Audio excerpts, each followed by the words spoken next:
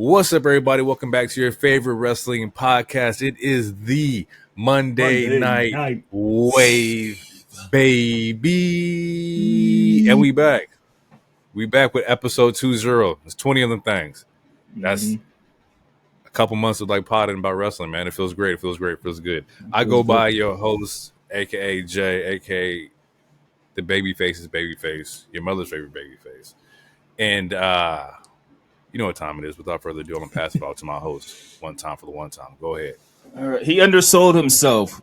Ladies and gentlemen, his name is Lone Heyman. And me, some of you guys might consider me an advocate or just a co-host. But let's not get confused. I'm also his wild card. I am the King of Gorgeous, and if you ever gambled before, I am Mr. Sexy Ass Lottery. If you're nasty, it's Hero. Hey. Boo, boo, boo. Yeah! And I got a question for you, bruv, and that is, what do you want to pod about? It's a great day to pod about wrestling, people. Big week in wrestling. It's a big week for New York wrestling. New York, you spoiled son of a bitches, bro. Y'all got some good shit, man. Really. Yeah, we're gonna get into it. We got a lot of good stuff to talk about. Forbidden Door is well, if you guys listen to this now, it was yesterday. So Forbidden Door is coming up for us. We got Money in the Bank in a little under a week. It's like what you drank. Yeah. Hey, no, look, side tangent. That song being put in like a Smackdown versus Raw set me off the edge. I didn't even think like rap and like wrestling could connect. But when I heard Money in the Bank and Smackdown versus Raw, I lost my fucking mind as a kid. And I played it all. And that was my entrance song too. Because it was the only rap song in the game. Oh, yeah. Yeah, let's get into it real quick. We got a couple news segments that we want to talk about. Some very interesting shit happened this week as far as like the news. Or not interesting, but just some stories popped up. All right. Yeah. You want to get the sad stuff out first? Yeah, I was thinking about that too. Okay, first things first. Let's get the sad out the way. We're sending our condolences to Sika of the Walt Samoans. To the younger audience, you will know him as Roman Reigns' father. Yeah, man, sending our condolences out to that side for sure. Like, I wasn't too, let's say, I wasn't watching the Wild Samoans, but I was, a product of like, seeing their family in wrestling for sure. Oh yeah, absolutely. My uncle definitely told me more so about the Wild Samoans than like anything. Nice. Yeah. I'm not familiar with him either. My first time seeing him on screen was literally during the Hell in a Cell when he gave him the tribal chief. Yeah, the lay. So yep. It's unfortunate, and it's unfortunate for the whole family, and that's a huge ass family. And it is. Everyone's lost people. I just lost someone recently. And it's just one of those things where you just got to be positive, and yeah, man, it sucks, but you just got to kind of move on. And the family, I mean, it takes time, and don't let anyone rush you. And speaking of that, also Pat McAfee also lost someone too, which was why he wasn't on Raw. So. Yeah, we had a couple losses. One huge to the wrestling business, one adjacent to the wrestling business. But yeah, just shout out to both families, all families, and all parties involved. It sucks. For sure. Definitely sending thoughts and prayers to everybody right now that's been affected. Like, that's just tough, especially to both of them. I believe for Pat, it was his father-in-law looked like he was on the mend, and then just something just happened. He had said that on his podcast, and I saw that and I was just hurt by that too. So shout out to everybody. Shout out to the Anawai family. Shout out to Pat and his family. Hopefully, y'all can. It's gonna be tough, but y'all gonna get through it, man, for sure. And some good news to the exact opposite of that. We get something. We get a cool celebration, which was Rhea Ripley and Buddy Matthews. Not going to use their real names. Yeah. They got married. There was 3 days before those pictures came out, apparently, which makes sense because it takes time to edit photos, and especially good photos like the ones that they had. But yeah, congratulations, they're married. Yeah. Yeah. Congrats to them being married, man. Like that's really fucking cool. I like that. I like that a lot. I remember, I think it was a couple of weeks. Buddy had got like written off of TV, and the speculation. Oh my god, he's leaving. It's like, no, man. The man just needs time to get married. Shit, and no better time to do it while like your significant other is like away from like the business right now. Mm-hmm. Um, you were like, shit. If there's any time to do it, this is the best time to do it. Shout out to both sides for allowing that to like not allowing that to happen. Yeah. Shout out to And Tony for being like, yo, go ahead, go handle that.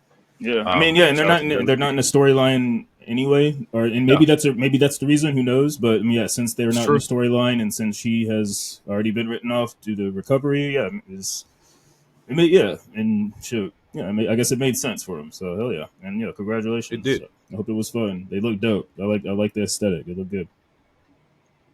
Um, in wrestling talent news, Dijak got released. Um, I believe the statement or the quote that Dijak had posted on Twitter, a letter just telling everybody that he has got released and with his booking information and whatnot.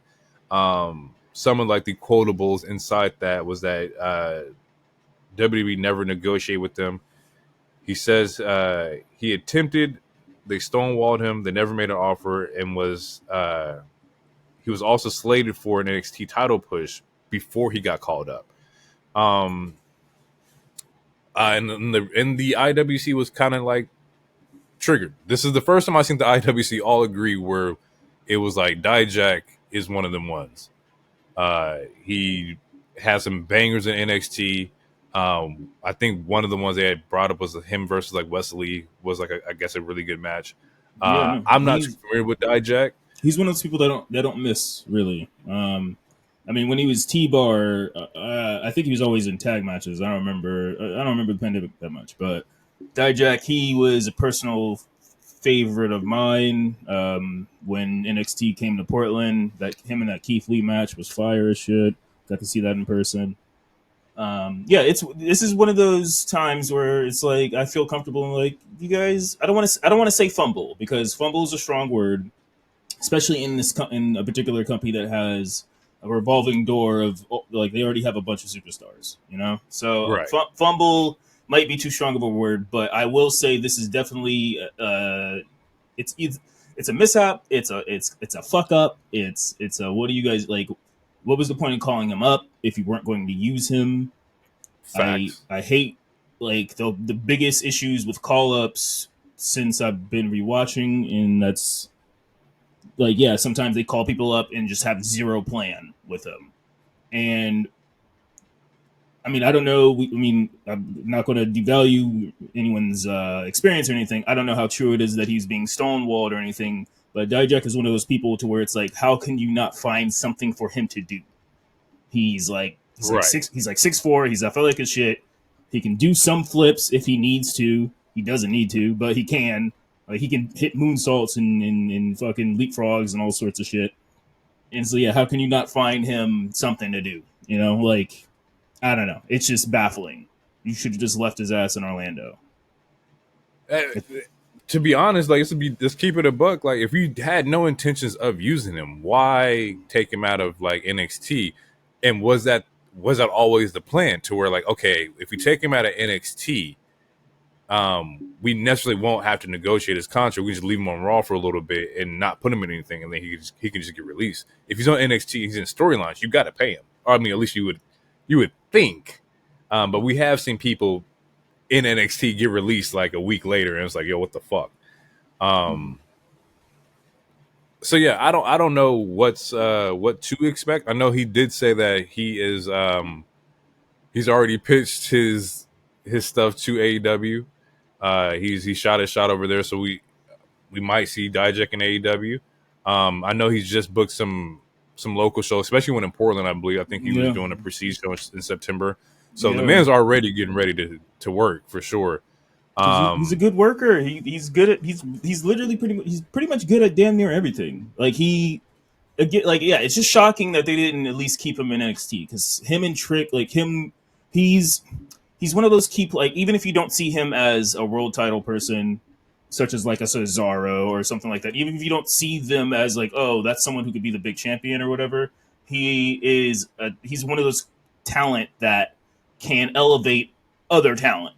Other He's talent, yeah. he's damn near like a male Natalia, to where it's like, yeah, most of his matches do not miss. He can help elevate talent. Like Trick is a star, but his in ring still needs work. Like, why didn't you give us another feud with him and Trick? Like, help, like, have him work with some of these, because the women's side of NXT is great. Like, the women are overlapping a lot of these dudes. The dude side of NXT is kind of You're not like wrong. it's kind of in a drought right now, and they should have just kept him to like help elevate some of these dudes, because the women are way ahead, especially in NXT. Like they're overlapping all these.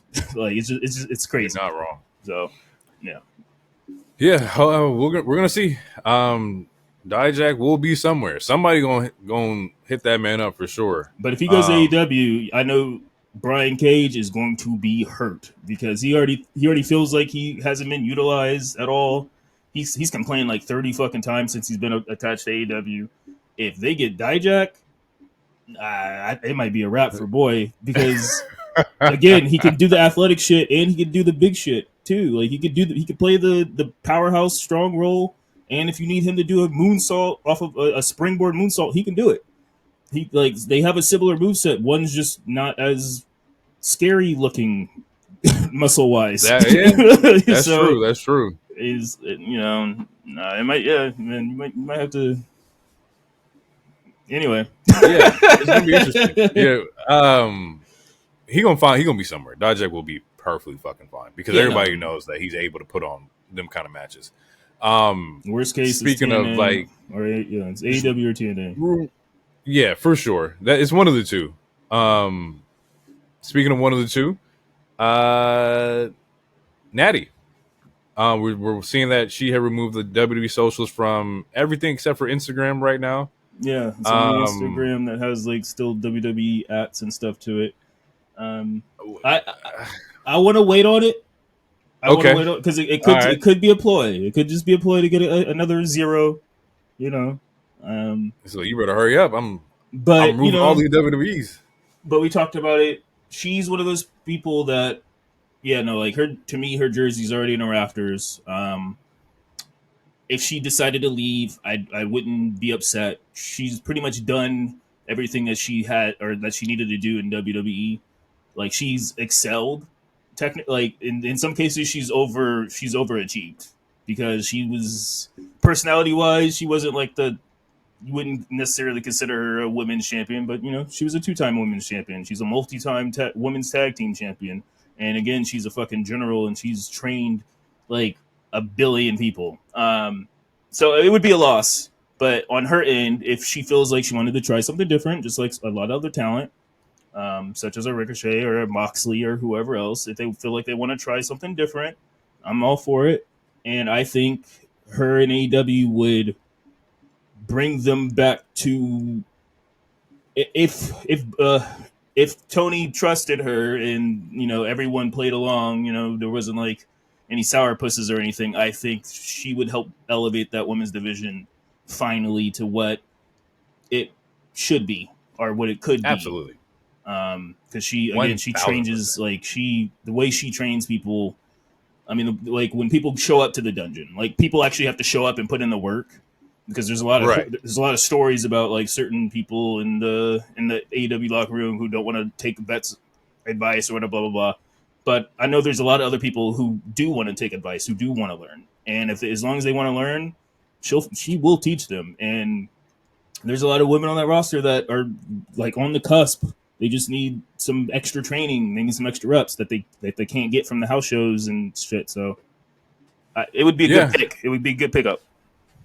Because of like just the accessibility to Nat's dungeon, whatever, if she's out of the E, even in TNA, like whoever has access to get those reps in, she's going to make that team a lot better. And not saying that just WWE talent or just TNA talent have access to the dungeon, because we see that they all mix, and they'd be at Nat's house or Nat's dungeon all the time. Ricky Starks has been over there. Multiple people from multiple people from everything, from everywhere. Shit, to be honest, Nat doing that shit for like New Japan would be fucking crazy because they've been talking about like their development and shit like that. But like Nat's gonna be a fucking star no matter where she goes. I think personally, I would love to see her in like the TNA locker room because like their women's division's always been fucking cold.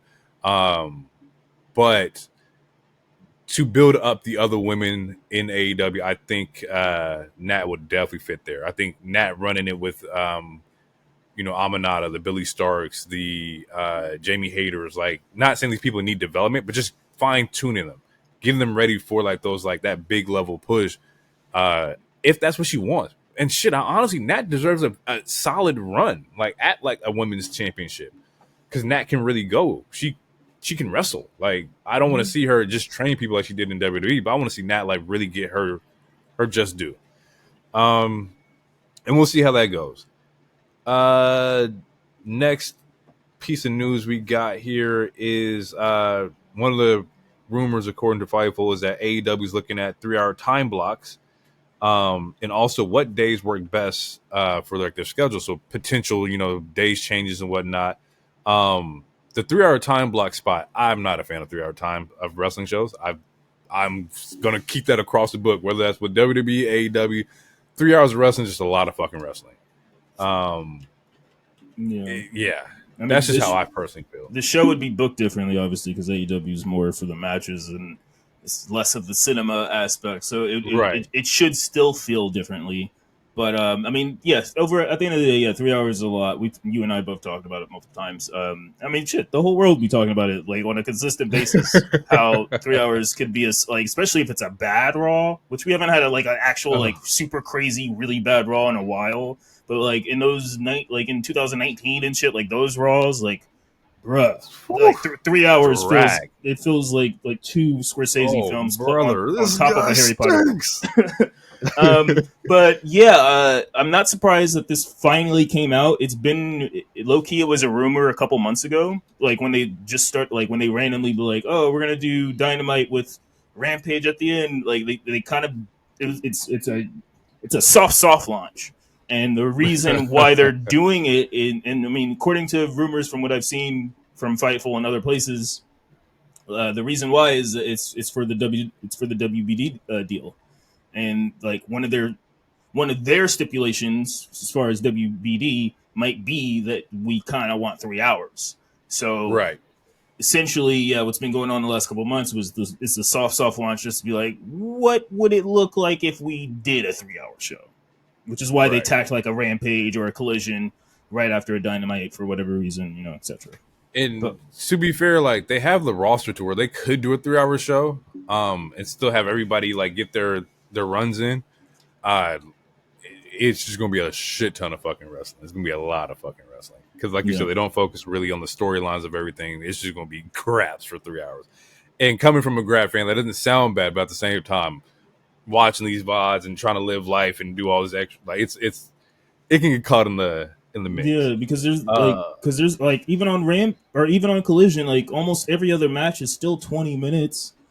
So just bodying, imagine, even though on paper it might sound good to some of you people, but imagine every match being 20 fucking minutes and you got a 3-hour show. And it's like, I don't know, man. It's a lot. It's a lot. And I mean, it's also a lot to go through the soap opera shit too. But at least like that's a cool down period, like it's like okay, ooh, all right, time for the CW shit. All right, cool, let's get this drama on. But man, 20 hours of flips and fucking Canadian destroyers and shit. I don't know, man. It sounds fuck, man. Keeping inside the world of AEW, there was a rumor last week that Shane was talking to AEW talent. Tony Khan came out and said this week that he would welcome Shane in AEW. Fightful reported that Shane isn't attached to WWE and doesn't have a talent contract with WWE either, so Shane is a free man to do whatever he wants to do. And that's what I guess. I mean, I had no idea, but yeah, no, like according to what I've seen, yeah, no, he's never had an office role. I mean, I know he worked for sure in Gorilla. But yeah, no, he wasn't part of like talent relations or nothing like that. And Nope. he's not on a Legends contract. He's not on a talent contract. He was just on a I feel like at the end of the day he was kind of like on a handshake deal. It's like, yo, Dad, can I, you need me to jump off some shit? Yeah, go ahead, son. I need some good shit. So I feel like it was kind of like that, honestly. Yeah. It's cool that Tony brought it up because like when we talked last week, he was like, I don't even know what the fuck you're talking about. I have not spoken to this man, and now he's like, I'll be open to it. Again, my stance hasn't changed. If it helps ratings in a positive way, good. As far as what I know about the diehard fan base, I don't know if seeing him on a week to week basis in the ring would be good. I mean, even without the diehard fan base, seeing him in the ring on a week to week basis would would not be good.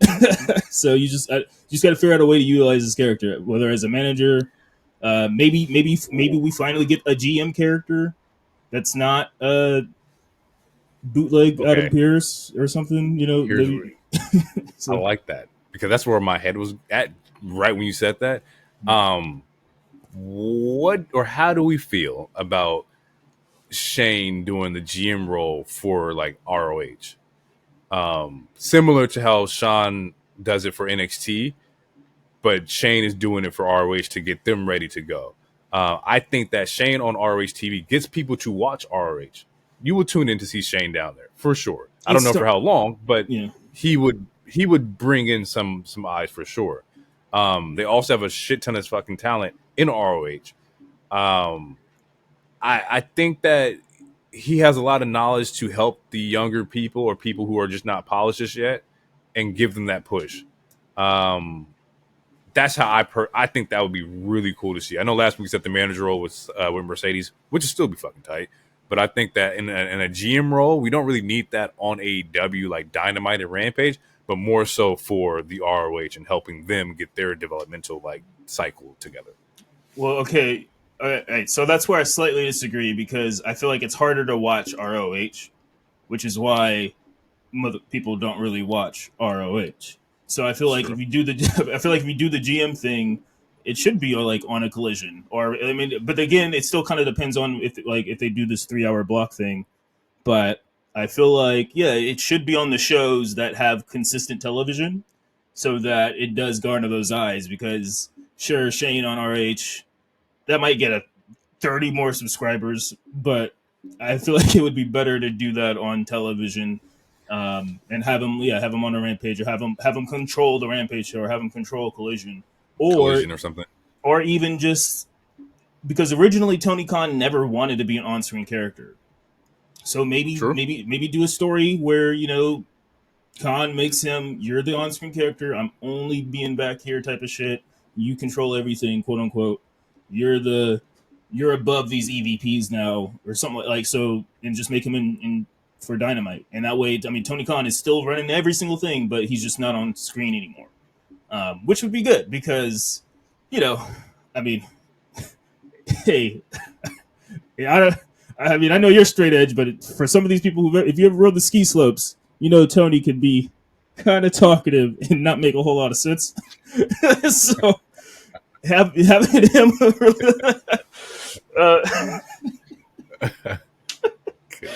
allegedly. Yes, allegedly. I know nothing, but what Rick Ross say? False accusations. Yeah, I honestly, I think I think it would be better than Christopher Daniels. So as a GM, I mean, even though he's there's not no shot at Christopher Daniels. This is like Shane will be that magnet, and he doesn't need to be a heel because I'm overseeing heel authority figure. Like that's why Aldis and Pierce are such a breath of fresh air. Like they're not like the heel authority. They're not the authority. Like we don't need more authority type shit. But yeah, just make Shane the on-screen person who's instead of like Shivani being like, Tony just texted me 5 minutes ago. Now this match is happening. Like no, just have Shane actually say it.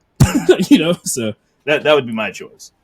The more that I'm thinking about it, I like the idea. So I think that Shane would definitely come over to help out AEW for sure. Last topic was there's a quote from Triple H that really got me in a loop. It was the WWE is not a sport. It's a movie about a sport. I got to listen to like the whole like context of it, but that was like the headline that was quoted from Trip.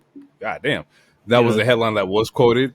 And it got me because I was like, damn, this all makes sense now. Is that the way I should be looking at WWE product is like stories of individual wrestling talent, wrestling movies. So, for example, this is the Cody Rhodes movie, which is finished the story that we got at Mania, right? The Dom and Liv movie right now is the world title and Rhea and all this. I have to break down every segment as if it's its own like film. I would make it. I would honestly. I would to simplify it more. I would make it more like instead of film, even though that is the quote. And he's not the first person to make that quote. Gabe Kidd from New Japan, he said some shit about that a couple months ago. He's like, if you want theater, you watch WWE. If you want something, you watch AEW. If you want real shit, though, you watch New Japan or whatever he was saying. But instead of movies, because if you think of movies, then because they're honestly their goal, obviously their goal is to make as much money as possible. Right. They're trying to be the MCU. So if you think movies, exactly, the MCU is the perfect like example.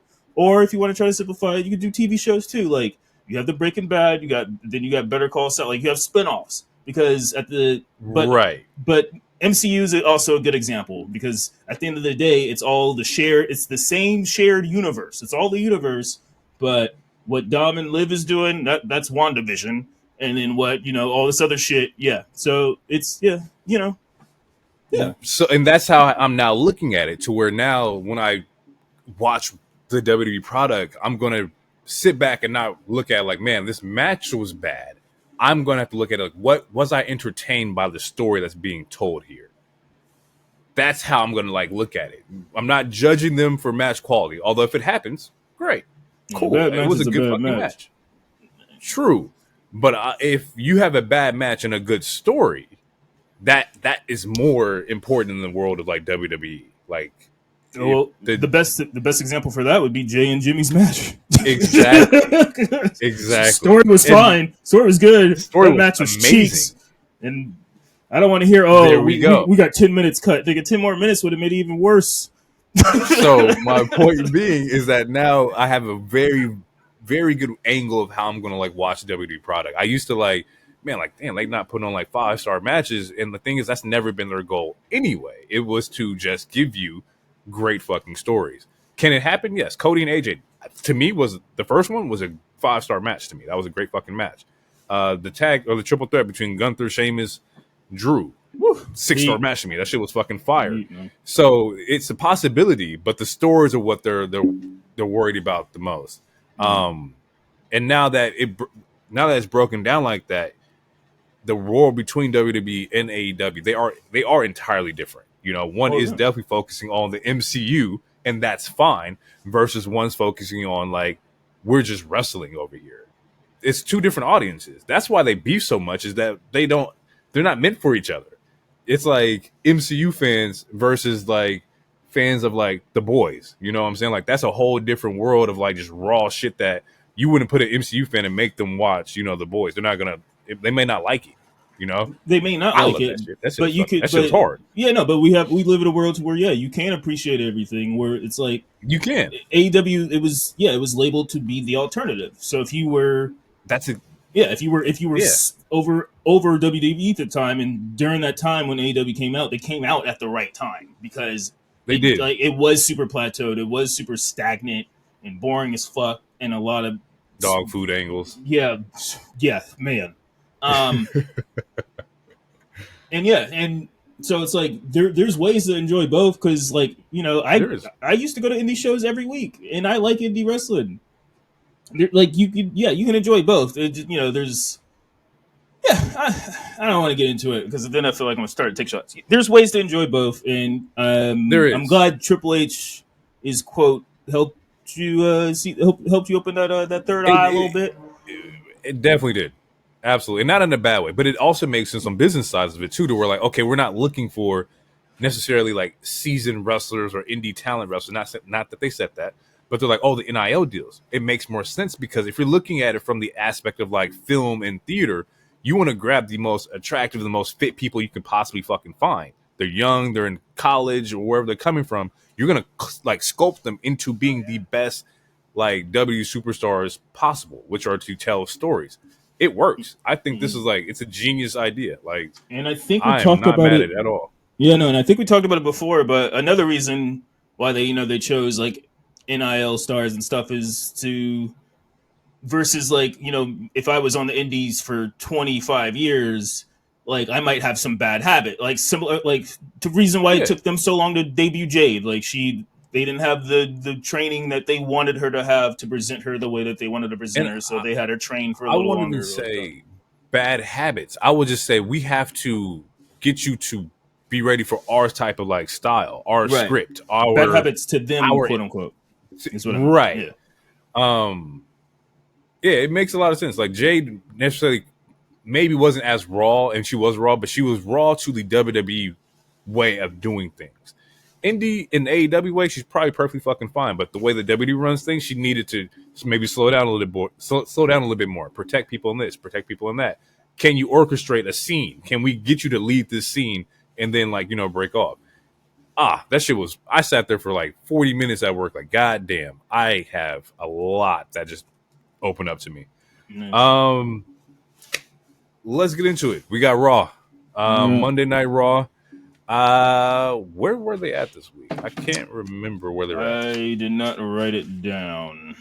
It's all right. We'll figure it out. I knew where they were for Smackdown though. Yeah, absolutely. Oh no, they were in Indy, I think.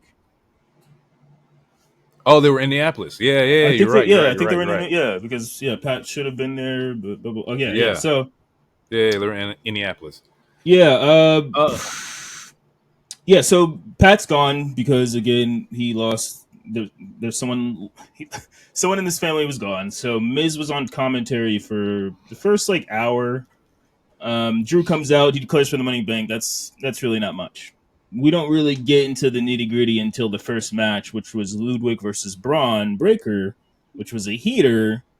It was a good heater. Another match that ends in a damn DQ. And the reason I'm bringing up this, which sucks, and that's just it's frustrating.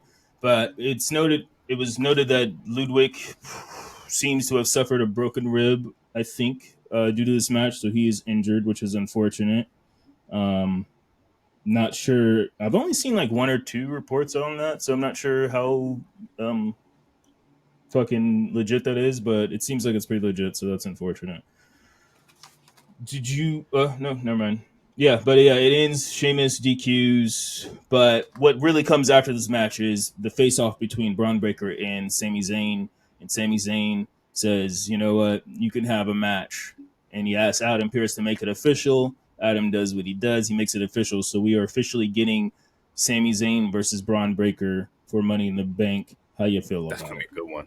It should. That's gonna be a good one to me. I think that should be a smoker. Do you? Because we're not going to do a prediction episode. So at least I don't think we are. So do you?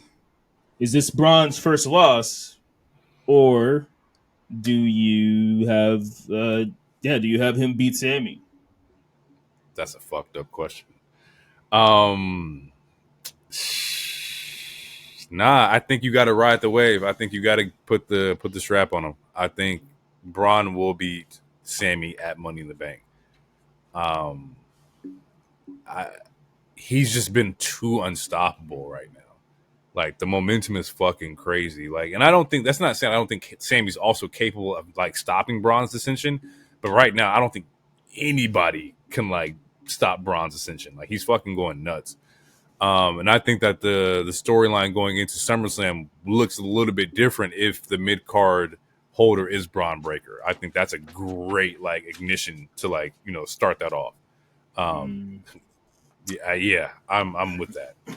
Okay, so I'm on the opposite train. I think. Okay. All right. I think because it's in Toronto, I think you do it. I think Sammy wins the first one because of the home crowd. The opposite of what happened to Drew. He wins because, Okay. again, that home crowd is crazy. But they get that rematch at SummerSlam, and you crown a new champion at SummerSlam. Oh man, because I'm predicting LA Knight to win at SummerSlam too. I don't know how many title changes they're going to do. Probably, honestly, that But might be the only two. Ooh, I don't know. Now I'm thinking too far ahead. But, man, I don't know. Because there's a part of me that feels like it might be too soon for Braun to instantly get the belt. He still hasn't had any like actual hardship. Having him lose his first match and being like, it makes him even more frustrated. And then he goes fucking berserk. And then like maybe their second match could be a stipulation, like a cage match or something. I could rock with that. Also. But if Sammy was to lose and they did crown, I wouldn't be mad at it. But I think they could can I play it fuck your on head to. up real quick? Yeah, what's up? What if the play is for Braun to win, to free up Sammy to get ready to do Bloodline shit? I mean, that's plausible. Because I think that, like, what if hypothetically Jimmy comes back, Money in the Bank, and it's not Jay that saves him, it's Sammy that saves him. You know, because it's going to be a 4-on-2, right, or 4-on-1 or some shit like that. Well, because there's gonna be a 3v3 With the three of them, yeah, and I which think they're still outnumbered. Yeah, one more still there, and then like I think you're gonna need that fourth spot for Roman Usos, fucking Sammy versus the new version of Bloodline. I think we gotta. Not saying he can't do it with the belt because he can do it with the yeah. belt, but like I think maybe we see him in the Bloodline action. I feel it. I think Jimmy will come to help the White Boys, and then eventually it will spin off to Cody and Randy at some point. Yeah, I don't know. Yeah, I don't know. But I mean, eventually all this Bloodline shit is gonna, because there's so many real life family members. Because there is someone that we talked about last week that they do already have signed, whose name I cannot fucking With the remember. trademark named, And they trademarked the new name. Yeah, yeah, and then they could get Zilla anytime they wanted, if they want to. Like there's this family runs so fucking deep. um, so yeah. who's to say that Sammy will be that fourth Bloodline member? If they're doing like legit Bloodline versus Bloodline, granted Sammy is part of the one of the OG Bloodlines. He's not technically Bloodline, like I'm not saying that they will do this, but I'm just saying theoretically, there's so many family members that you could still get this War Games match without Sammy or KO's involvement at all, and it could strictly be just Samoan and Tongan niggas. It's true. You could definitely do that, and we also don't know like what the relationship was like for Roman and Sammy. We know Jay and Sammy is cool now. We don't know about Jimmy and Sammy. We don't know about Roman and Sammy. We don't know how their relationships are to Sammy right now. So it is definitely up in the air still. Yeah, there's a lot of fracturedness because Roman and Jimmy are Roman decent, fucks some people up, but Jay doesn't fuck with either of those two. Yeah, I know. There's a lot of healing that needs to go on before this. It's not going to be as easy as people think. Yeah. But all right, yeah. So after that, the next big thing that really happened was so we get the Judgment Day promo. Yeah, we get the Judgment Day promo. Before that, there was a women's triple threat. It was super fire as hell. And who won that? It was Lyra, right? Yeah, it was Lyra. Lyra won, you guys. But yeah, so after that, we get Liv, Dom, and eventually Zelina Vega, and a promo. Probably is like 20 minutes or so.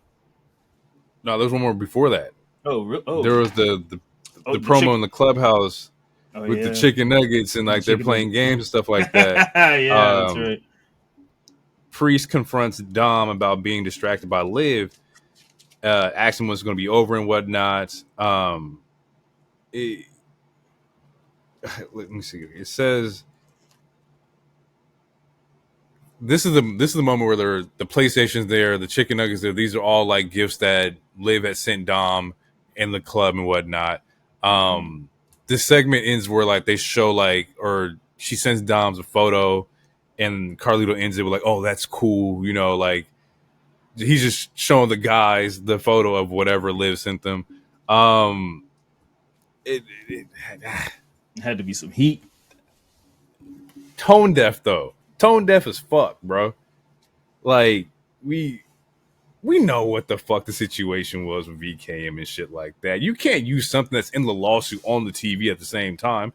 I feel like it's a little tone deaf. A little bit. Because that's the same shit that they doing here is the same shit that is inside that lawsuit. Where she's like, he was showing videos and pictures of her backstage to the guys. Yes. Am I pushing it? Can I be reaching? Possibly. Am I reaching? Fuck no, because this is real life shit. I'm pulling from factual fucking context here. It's not like I'm lying about the shit. I'm not making this shit up. So I feel like it's a little tone deaf. Overall, the segment itself between like the gifts and shit like that, perfectly fucking fine. Everything else was good. I just had an issue with that. That's my take on it. And that's fine. We don't know what it's not like they didn't even allude to that it was a nude. That rhymes, but they didn't allude that it was anything saucy. Technically, for all we know, it could have just been a bikini picture next to the PS5. But so I'm going to say you're reaching, but it's not like 1313 OBJ reach. But you know, yeah, it's not that much of a reach. I didn't even see. I didn't even see it that way. Hey, bro, you know, I'm a feminist too. You know, I didn't even think about that. But,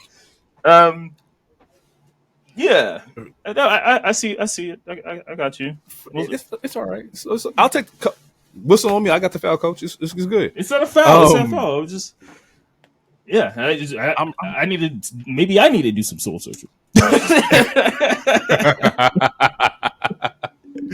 All right, from here we did get that triple threat with Kyrie, Lyra, and Shayna. It was a dope match. All the women were fucking going nuts in this shit. Man, they really were. I'm still pushing for Shayna to get inside like something big, but at the moment it seems like the push is on Lyra, and there's nothing wrong with that. Ooh, speaking of that, she real qualifies. Quick, Shayna is going to go back to GCW. It was announced. Yeah, so she's doing another GCW thing at some point soon. After that match, we get another like live promo. This one was in the ring. Right? Yeah, this is the Jerry Springer one. Yeah. Playing hard to get. She got more gifts from him. Claims that Rhea never cared about her or cared about him, and he deserves more. She asks Daddy Dom to come down so she can give him another gift in front of all these people. Yeah. Hey, people wanted that Lita Edge shit. I saw it on the timeline. People wanted that. Shit. Even S Rank. Remember that one day he's like, "Oh shit, should I start watching again?" Niggas asking for that shit was crazy that even happened, bro. And it was 13-year-olds glued to the goddamn TV, looking for something. You ain't seeing nothing, man. Goddamn freaks. Yeah, that segment sucked because Lita was forced to do it. I wasn't watching it at the time, but I knew fucking segment. I knew of it, and no, that was wild. But yeah, no, the IWC they was asking for that freaky shit in front. They wanted, But there's a whole bunch of freaky shit. They looking at Liv completely different. She done said like daddy once, and now everybody fucking bricked up. Yo, like relax, cuz like calm down, bro. Goddamn. Fuck, she saying daddy and giving niggas PS5s. They ready to risk it all, nigga. I mean, I'm fine. I'm just saying, according to what I see online, it doesn't take much to make people happy, and it took me. It take much at all. It took me. You know how long it took me to get my PS5? She's just handing them out. She giving out PS5s and giving niggas chicken nuggets. Oh, I'm here. I've made it, Lord. Hey, to some people that's all it takes. That's a lot to some people. It sets up. Gets interrupted. Yeah, it gets interrupted with Zelina, which sets up which is going to set up a match with them, which we talked about last week. They're just doing it slowly, with getting Liv a match. But yeah, it seems like there's a program. I just feel bad, like with Zelina. It's like if the program is to get her to face Liv, just book her to win. Give Zelina some W. She needs some wins under her belt. Otherwise, this doesn't make sense. Like, it makes it seem like she also didn't earn the title shot because she's just being placed in it.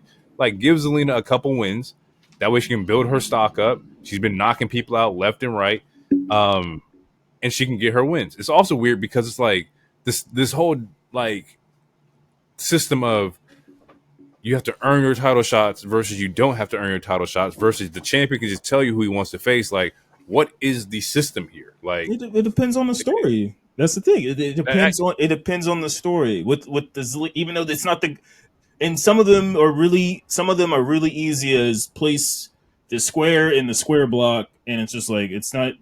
And then some of them are intricate in like if you think about the CM Punk Drew feud, like you kind of have to go back for months to be like, where does shit really start? You know, true. With this one, it's honestly, I mean, with this one, it's like, bitch, you was in my business. Now I gotta fight you, and you happen to have something I want. And like in Liv's point of view, is like, bitch, you were in my business. Now I gotta fight you, and I have something that you want. Like it's really just a case of, bitch, stay out of my business. Like, and sometimes that's all the reason you need to fight somebody. Sometimes it's not the greatest story, you know. It's not Stephen King, it's you know. It's like Spielberg, you know. It's just World Star. But sometimes I just don't like you. It's like, bitch, stay out of my business. Because Lena's Money in the Bank opportunity got costed by her because Liv interrupted or whatever. And Liv was like, well, you know, you interrupted me or you keep going in my business, so I'm in your business. Like, it's really just stay out of my business. That is the feud. If this feud had a chapter, or if it had a title, like, what is this feud for? Even though it's a one-off feud, the title is stay out of my business. But yeah, so we get this Lena the title match. It's next week or is it Money in the Bank? I don't think this is Money in the Bank. I think it was next week. I think it might be on Monday. I didn't write that part down.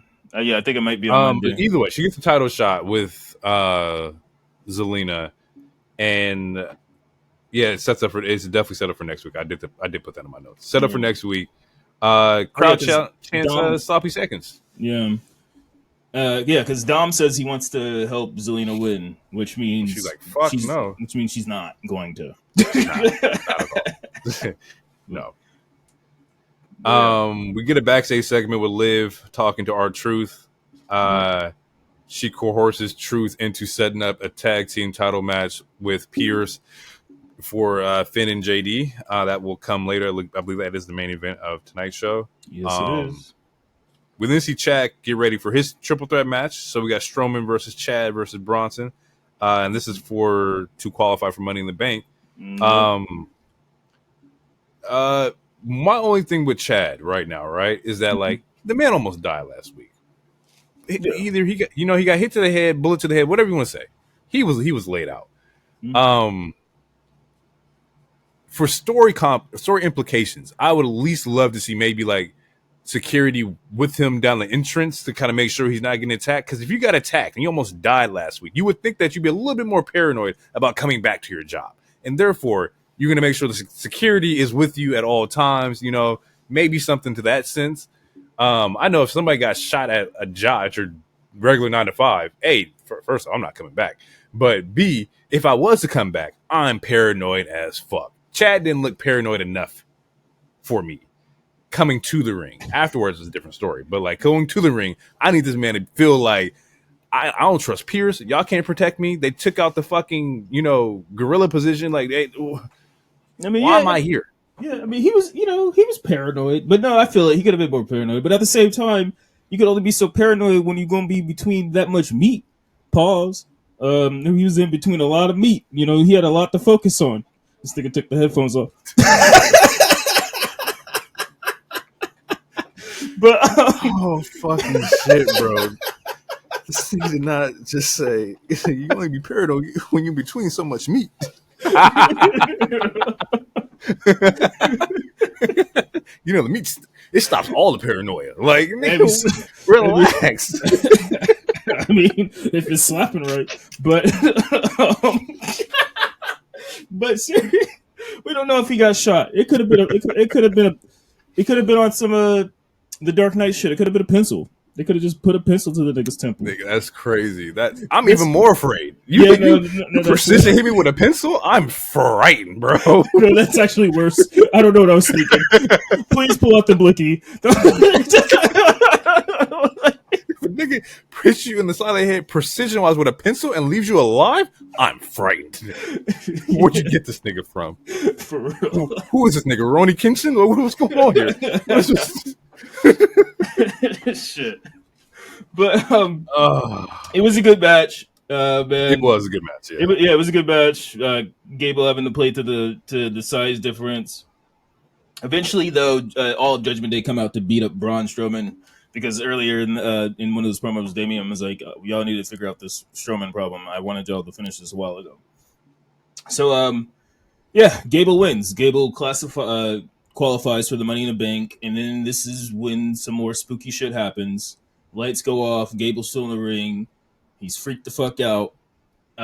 Sister Abigail, aka Nikki Cross, comes out of nowhere.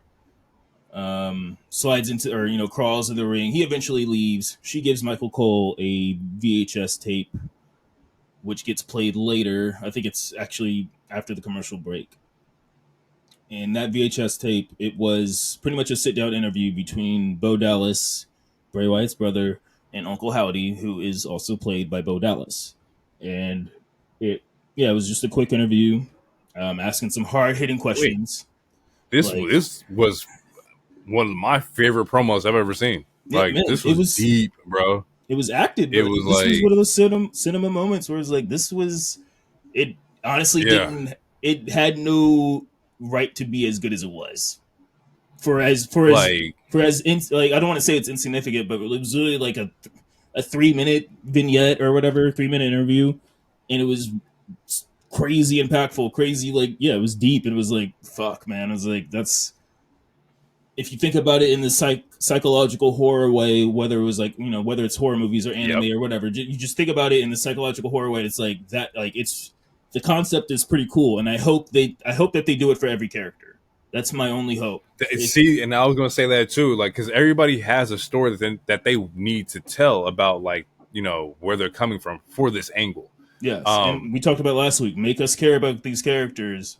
Yep. Yes, they look cool, but one of the things about wrestling, you can look cool. You can do a bunch of cool fucking moves, but if I can't if I can't gravitate towards you as a character, I can't attach to you, then you're just a wrestler. You're not. You can't. Yeah, you gotta like it's a character, and you gotta like the character, and give us a reason to like these characters instead of them just being spooky niggas or niggas in suits or whatever. The deep part, the whole promo was deep, right? Yeah. And transparent, very fucking transparent. But one of the lines was Howdy asked Bray, or not Bray, but Bo, if he's exploiting his brother's legacy. And one of the toughest lines that was in that was he's like, am I supposed to let what he's done become a mausoleum? Am I supposed to let Bray become a mausoleum? This man was great. His legacy's great. His creations are great. Am I just supposed to let that just be one of the WWE historic moments? Let that just be what it is? I feel it, because we're not gonna let this greatness just die on the shelf. I gotta continue this. This man's story was amazing. Tell me how you felt when your brother died. That's crazy and spooky as fuck. The ending line was, he said they wanted to forget about him. He said about all of them. He said, but they made them remember everything. We made them all remember. And my takeaway from this was that I like to play on the mental health aspects rather than the supernatural, to where supernatural spooky you can't really get behind. Okay, this is poison mist and blood coming out of nowhere, but the mental health aspect, or the mental aspect of it, is an aspect that everybody in the world deals with, a part of something. And to play on that was just very more grounded than the supernatural stuff. Similar to in the vein Batman villains. And that's how I'm looking at the Wyatt Six, as a different mental crises between the 6 of them, or 5 of them as of right now. I think that'd be a really good play on that.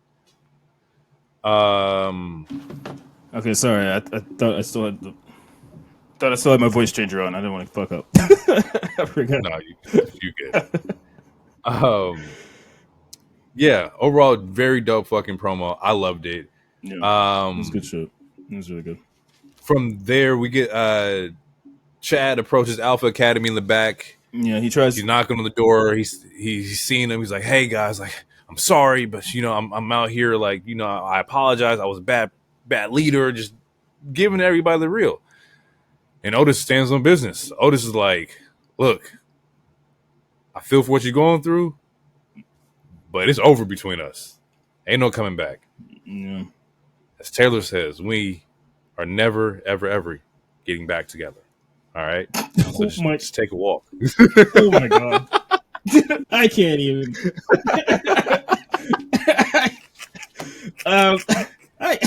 What the fuck? Yeah. So, yeah, Gable messed up because he didn't have a boombox playing he didn't. Some music. But, yeah, so after that, we get a quick little camera. Damn it! Why am I missing the name of it?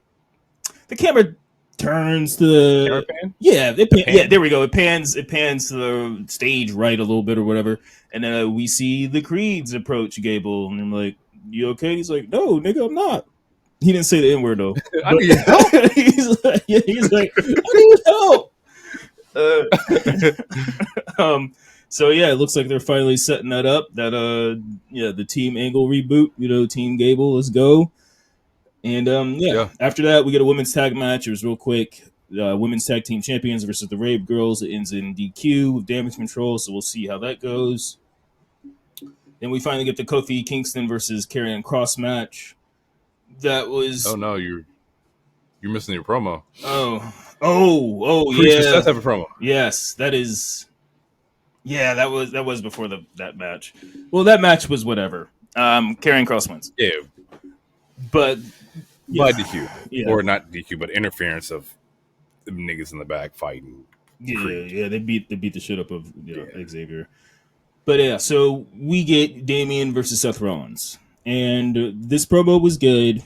They weren't super barring each other up or anything, but the point of this promo, or the biggest part to take of it, is the stipulation that Seth suggested for Damian. And that the stipulation is, if I'm Seth Rollins, if I lose to Damian, then I can't challenge for that title anymore as long as you hold it. But if I beat you, you have to leave Judgment Day. Damian says, he thinks about it for a hot second, and he's like, you know what, whatever, fine. I'm not worried about that. They need me more than I need them anyway. And so he accepts it. So now, because we talked about this a lot last week, we talked about it, and it's like, we know that Damian's going to leave this group at some point or get kicked out. Either way, he's going to be gone from this group. This might be the easiest way out based on this stipulation. They could still go the other way. They could still give us a swerve. But how are you feeling about the stipulation? I thought the stipulation was good.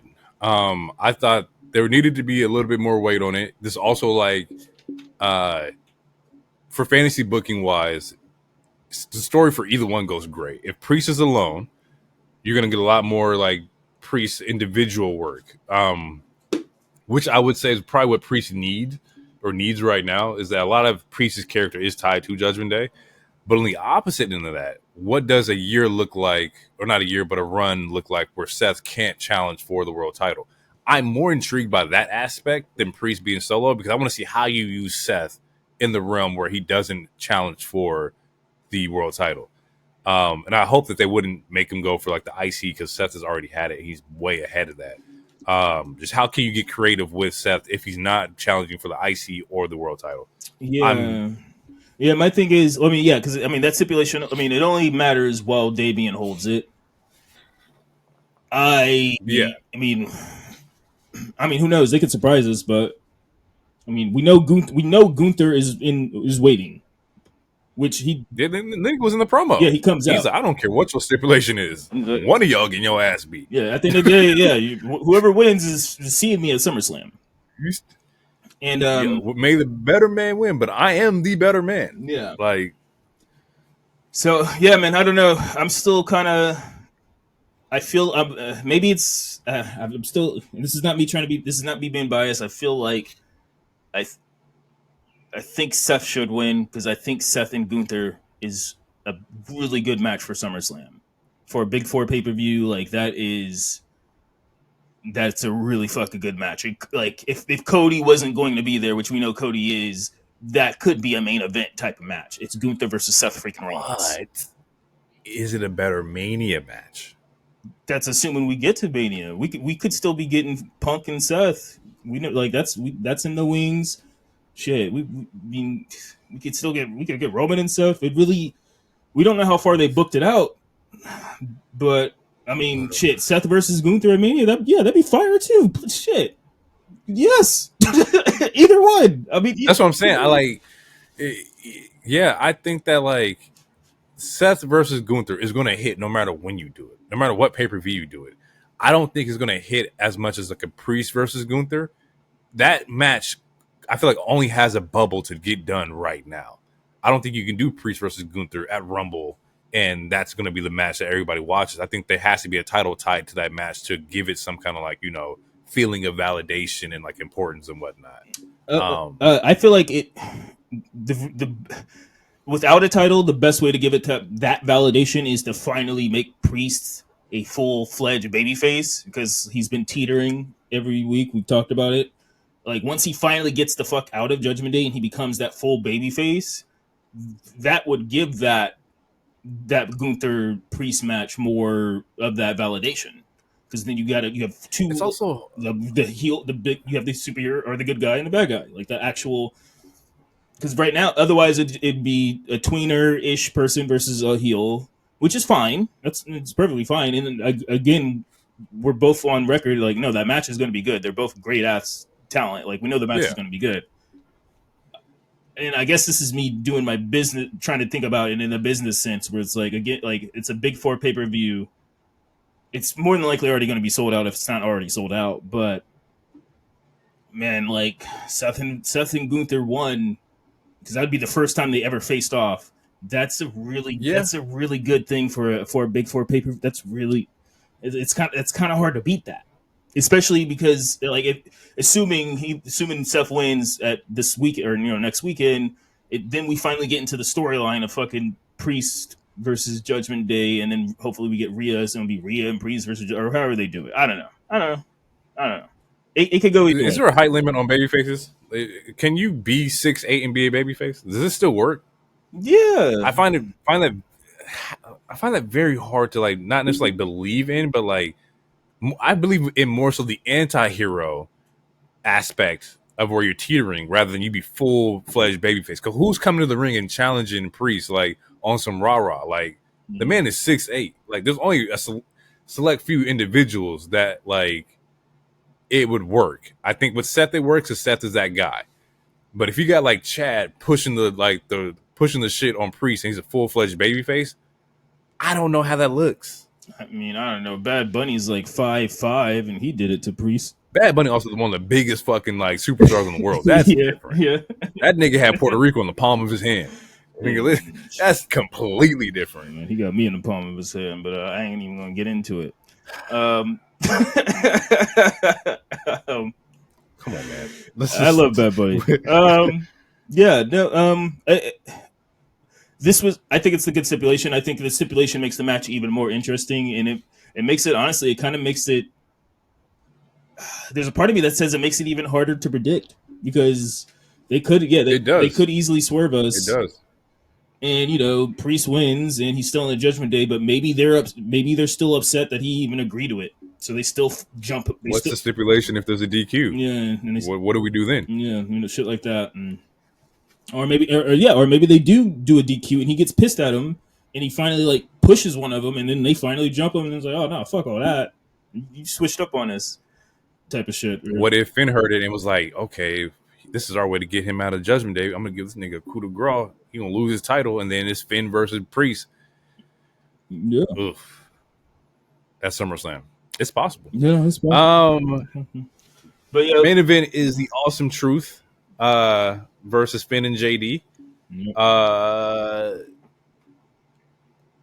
There was some interference in this match. Yeah, honestly, it was a quick match, and at this time, I was like, I'm getting was. tired.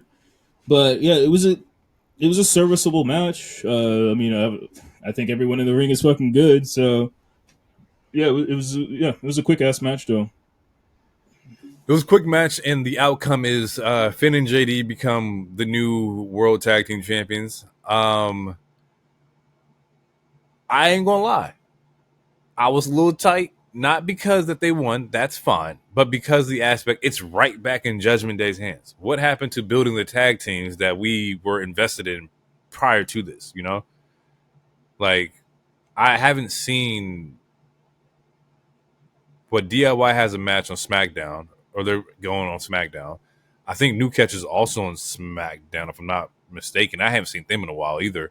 But like, where are these tag teams that should be challenging? You know, they've been in NXT the last couple of weeks. Yeah, I saw Pete's doing he was doing some producing, and he was in NXT. You're right. But but where are these new tag teams? But New Catch, I do believe, is Raw, if I'm not mistaken, because I feel like I remember Final Testament beating them up that like first week of the draft or some shit like that.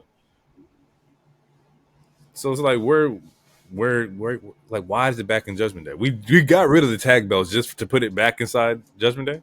Yeah. That's my only issue with that. Yeah. But, you know, it serves to the story of them trusting Liv and Liv taking over. It all serves for storyline purposes. That's true. That's very true. And JD's it's his first main roster title. And JD does deserve. JD been getting his ass whipped for months now. So for JD to have a strap on him, I'm okay with that. I'm cool with him having a belt and like getting his shit off. Yeah, and some behind the scenes type shit. I mean, they say it. I feel like they said it multiple times in the show, but JD trained with Finn. Like Finn trained JD to become a wrestler or whatever. So the fact that like fast forward 20-ish years or whatever the fuck, they're tag teams together, that's pretty cool. So, you know, it's cool. Yeah. It's cool. It's all for story stuff. And, you know, shit, I mean, there was a Raw talk or whatever, you know, Truth was like, because Miz was upset. And Truth was like, you know, we could just win them back. We're going to be in Cleveland soon, your hometown. We could just win them back. So, shit, maybe they win them back. Like, maybe Priest, let's say they turn on Priest at Money in the Bank. Maybe Priest helps Awesome Truth retain SummerSlam. You know, or some shit. He's like, oh, you're going to betray me? You're going to cost me my title? I'm going to cost all you guys your titles. All rise. Shit, you know. Yeah, deadass.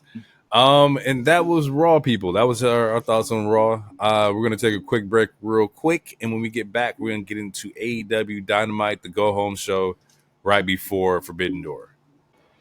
And we're back, people. Let's get into some AEW Dynamite. Show kicks off with MJF and Daniel Garcia. They are in Buffalo, New York, the hometown of Daniel Garcia. It starts off with just like, you know, fuck Buffalo, New York. MJ. I didn't even. That just pissed me off. I'm sorry. I forgot you do hate Buffalo. I forgot about that. You was mad they didn't give you no tickets to go out there and shovel the snow for them. Absolutely not. They should mill it and drink it. I'm sorry. Yeah, MJF Daniel Garcia promo. He's giving Danny a lot of like props, you know, talking about like, I didn't give you a title shot, you earned a title shot and whatnot, but I still kicked your ass out there. He says MJF was gonna invite Daniel out anyway because he has a proposition for him, and that proposition was Garcia versus MJF at Wembley. And before Daniel can give his answer, enters Will Ospreay. Mm-hmm. He says he didn't mean to interrupt, but he's joined Daniel Garcia's appreciation party. He loves the way Daniel's been doing it or doing it up in AEW and whatnot. This one is interesting because he gives Daniel the title shot he's been looking for next week. So there will be an AEW International Championship match between Will Ospreay and Daniel Garcia next week. And he says he's not just going to put that title on the line, he's also going to put the world title on the line or the AEW championship on the line at the same time, which has Daniel hyped even more because now he's going to get a double title shot. Or, double title shot. Now I don't think I've ever seen that. No, I've seen that happen. Garcia accepts it. He then turns to MJF afterwards, and MJF just stops him cold turkey. And was like, hey, you got a title shot you need to worry about. But meanwhile, while this promo is going on, MJF is not having it. He's not looking like a fan of Will Ospreay. He's not looking like you're not respecting who I am, respecting my time. You coming out here making every moment yours. We got some friction over here. Which consequently is probably going to leave some friction for Daniel Garcia. So I guess the question with that is, how do you feel about the Ospreay and Daniel Garcia match, and how do you feel about the trajectory, what it looks like to be, where it's going to be MJF versus Will Ospreay? I'm just curious on to when they're going to do that match. Man, honestly, I don't know. This is not even being facetious or throwing a shot. I personally don't fully understand the way that TK books things. So, honestly, as far as Swerve and Ospreay, you could flip a fucking coin at this point. I think it would be better for Swerve to win, especially I guess Hangman released a video package during Collision tonight. Yep. So it looks like Hangman's coming back. I don't know if he's going to be that person in the Owen Hart tournament or not. I don't know if they said that. I didn't watch the video, but so it looks like they might bring that shit back because the whole video package was about Swerve. So I feel like Swerve should win. And saying all that, I'm sure they're going to want to do Ospreay Daniel too, and then we got MJF and Ospreay, and that could easily be a Wembley match also. That could be the next Revolution match. Can we All In? All In is right after fucking All Out. September. They had to push it up. Yeah, push it back a little bit so that wasn't 2 weeks in a row or whatever the fuck. Yeah, it could be that also. So, man, I don't know. I find it interesting that they keep teasing it. Seems like they're testing the trajectory of how does the crowd feel about this? Shit, if I was doing it, I wouldn't give y'all niggas that match for a year. Y'all gotta wait for that shit, bro. To me, that's the biggest match you could have in this company right now. I can't think. It is one of the biggest matches.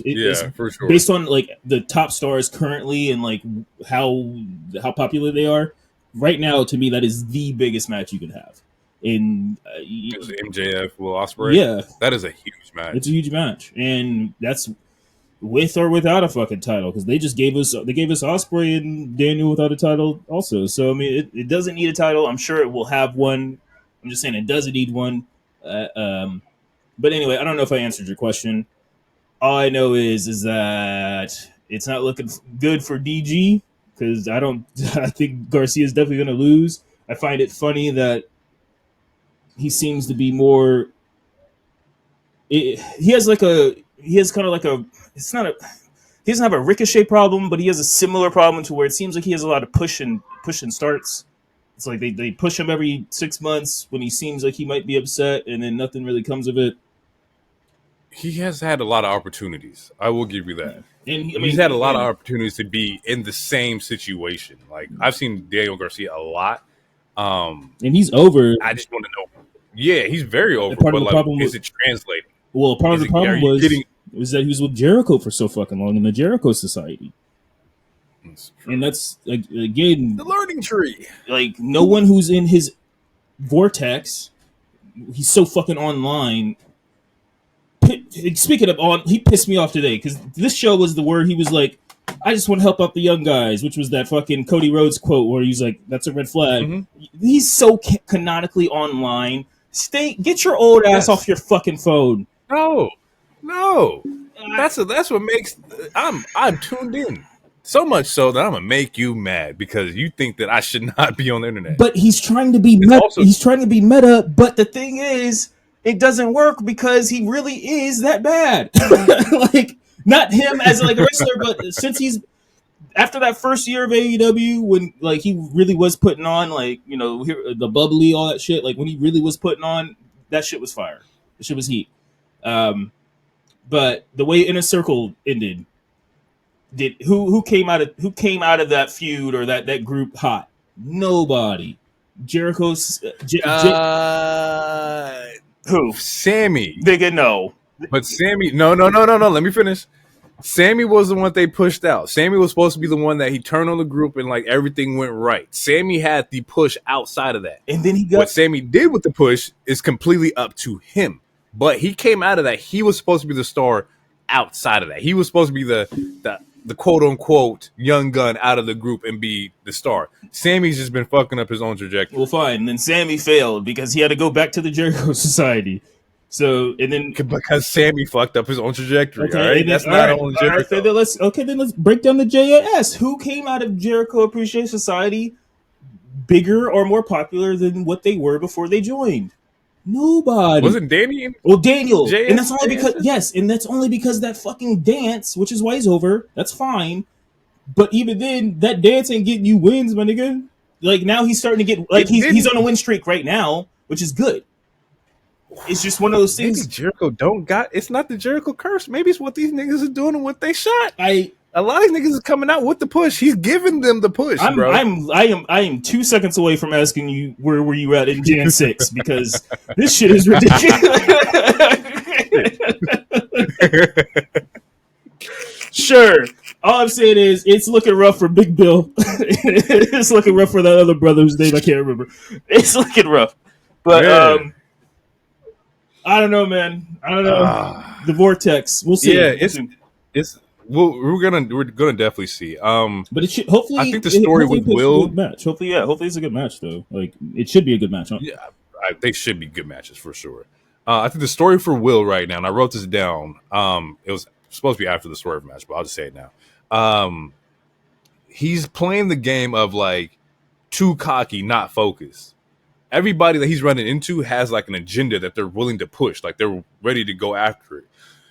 Right now, Will is just coming in everybody's promos. He's in everybody's like interviews. He's happy. He's doing his thing. He thinks he's on top of the world. But the thing is that these people that he's running into are not playing with Will Ospreay. So I think the story that they're telling right now is that you got to focus up. Like he's saying he can carry the world of being the AEW champion and whatnot. But it's a different ball game. This is the most focused I've ever seen Swerve. Like this whole promo, the story that they're telling with Swerve and like the aggression that he's having right now with Will is not like by accident. I think that's the story they're telling is that like he's treating it like, yo, this motherfucker can come from my neck and I have to like stop that. Meanwhile, Will is fucking stealing titles and talking to Daniel, giving title shots and shit like that. Meanwhile, he got a whole pay-per-view match like this Sunday. So I think the story that they're telling is that he's not focused, he's not disciplined enough, and therefore I think will end up losing at Forbidden Door. But because that's how it's supposed to happen. At least that's how I see it. That's how I'm perceiving it. Honestly, well, I think he's going to lose it. I think he's going to lose at Forbidden Door because the family finally turns on him. But we'll see. But yeah, no, it's given it. The way that you just put it, it kind of reminds me of what Carmelo's kind of doing right now. It's different, but there's some similarities to where it's like the same, same similarity. Cocky, like you just think you're the hottest shit, and in Ospreay's case, he kind of is. I mean, he's one of the highest paid there, and he has to fly home every week, and he already has a title. Right. He already has a title and shit. So it's like, like that. Having that ego kind of makes sense, and then it might be time to finally get humbled, and hopefully that's because the family turns on him. Because again, it's like you're the only face. You're a face in a group full of heels. It just doesn't make any much sense. But it doesn't. Yeah. Next match was BCC versus Los Ingobernables, Japan. I didn't get everybody's individual names, but this match is good as fuck. This is a great opening fucking match. I believe it was Claudio, Wheeler, Mox versus Shingo, Titan, Takahashi, and I believe it's Titan. Yeah, Titan. Yeah, super fucking dope match. A lot of tug of war in this match. So much of like You don't know who the fuck was going to win. So much so that Mox out of nowhere, and I didn't like it. He comes out of nowhere and just takes the chair and just smashes his man in the back, and that's how like the match ends because of DQ, and then like chaos ensues. But during this match, Wheeler looks great. You would never know if this man was out for as long as he was. He was having a phenomenal match. There's a great sequence with him and Takahashi that was just fucking amazing. Shingo, who was fighting Daniel on Sunday, had a dope 2-on-1 spot between Mox and Claudio. It was a really good fucking match. Once the DQ happens, chaos is breaking out, and then we hear this theme music for Naito. So Naito's who Mox is going to fight on Sunday. So now we got Naito versus Naito's here against Mox. The man has a pull away suit. I've never seen a 3-piece suit that's a pull away, like a fucking sports jumper. Like it was. I always thought he wrestled in the suit. I've never seen Naito wrestle, but I've seen pictures of Naito. He's always in the suits and shit like that. I didn't know the shit was the pull away, like button up, fucking like 2-piece suit, which is fucking dope. We get a Jay White versus Ray Phoenix match for the Owen Hart Cup quarterfinals. Good match. My takeaway from this is that I think it's time for Jay White to get into like some main event pictures. Whether that's the Continental or whatever, like Jay White needs to be in something. He's just too fucking nice. I think the question is, can you take him seriously at this point? What? The question is will certain fans be able to take him seriously? Because I think he lost to a one-legged MJF after stealing his title for like a month and some change. It's also true. That did happen. And then a couple months ago, he got his ass whooped by Billy Gunn, who's like 60-something. That was a bad call. That was a terrible call. So it's like, it's just one of those moments where I feel like they need to build him up more because he was one of those he was the highest free agent at that time. Acquisition, like for sure. Similar to Okada, similar to Ospreay, Mercedes, they had a recent Big Four. If you don't include Edge, they had a recent Big Four, and he was one of them. And it's kind of been whatever. He just has it. Like every time I watch a Jay White match, like, and when he's not in like the trios, he's just good. And so I feel like, we got to like put him in like, some angle that makes sense, some kind of storyline or something like that. And they've been pushing like, who's going to come after them next. Because after this match, the Patriarchy shows up. And I think that we may see the Patriarchy end up with the Trios belt, which will kind of free up, Jay White and give them something to do. Christian Luchasaurus and Kill Switch and Nick Wayne. I guess you could. Yeah, I can see that. I want Joe and Hook to have them at some point too, though. And I think they will get there too. I think they got to get through the whole Jericho angle. But Joe, Hook, and Shibata is a fucking phenomenal fucking trios. Mm-hmm. But I think you need a heel kind of team for them, and I think the Patriarchy is one of those heels that. Well, Bang Gang are heels too. That's true. Well, let me rephrase it. I just think that Christian Cage pushes stories. That's a good like guy that you have that can tell the stories, that can be on the collisions and make you interested in the segments. I haven't seen a boring Christian Cage segment yet. Right. I may not be interested, but he's never like not performed. Right. We get an Acclaim promo. They're beefing with the EVPs. They won that eliminator last week, so they're talking about reattaining the tag team titles. We get some more cussing from Okada, more American cuss words, which is a huge fucking pop. But it looks like they're setting up a trios match for Forbidden Door, which is going to be the Elite versus the Acclaimed, and what was supposed to be Billy Gunn, but it's not Billy Gunn. And it looks like we get the president of New Japan Pro Wrestling, Hiroshi Tanahashi. So it's going to be Tanahashi and the Acclaim versus the Elite. Tanahashi's also Okada's like rival in New Japan, so there's the storyline right there between those two. We're gonna see how this works out or how this plays out. I think it's gonna be a great fucking match. I think there will be solid. I've never seen Tanahashi wrestle. I'm not too thrilled with the Acclaim right now, but that's just because I feel like they've been overused. But it should do what it's supposed to do. No, they just bad boy and casters are dork, but because when they came here that one year, the year about the shirt, they were over. They were one of the hottest tag teams in all of wrestling. Over. It's true. And then they lost. I don't know what they lost to FTR, and then they from just there. They lost to FTR, and then they just went to the fucking Shadow Realm. the trios belt. Yeah. We get the 6-man women's tag with Mariah May, Mina, and Toni Storm versus the Outcasts, of the newly acquired Outcasts, with Harley, Cameron, and Saraya with Anna Jay. This was a good match as well. Mina's gonna have a fucking phenomenal match against Toni Storm. I think that like she's definitely becoming one of my favorite wrestlers. Like she can really fucking get down. Also more time with Saraya, so we're gonna see her. I think she has a qualifier match for the All Heart Cup coming up pretty soon. I don't think it's happened yet. But the story here is that after the match, Mina, Mariah, and Toni get the win. They all go in for like the celebratory drink and hug that they always do, or that Mina always does with Mariah. But once she sees that Mariah is hugging Toni, she takes this big ass bottle of champagne and goes to attack Toni from behind. Instead, she blasts fucking Mariah May in the face with this bottle, and both her and Toni are like hovering over Mariah, like, "Oh my god, is she okay?" And that's where like the heat really ensues between Toni Storm and Mina Shirakawa. So they have some shit they go and work out. With a Learning Tree promo,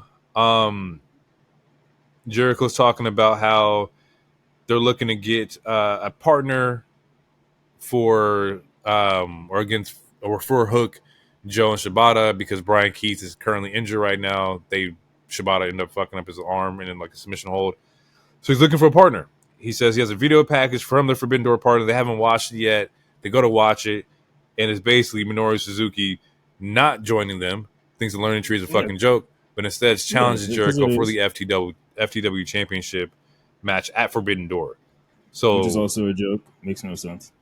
So is Jericho in 2 matches? That's what I was trying to figure out. Because I could have sworn Minoru wants the match against Jericho at Forbidden Door. But then I also thought that like Jeff Cobb was their partner at Forbidden Door. So I don't. Yeah, I just saw the. Because the promo with Minoru definitely said Forbidden Door. I was definitely watching that. It looks like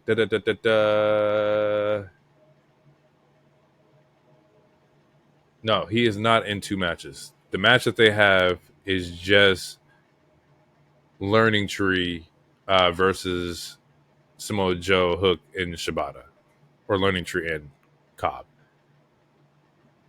Yeah, so we don't have Jericho in 2 matches, but that promo definitely said he wanted to challenge Matt Forbidden Door.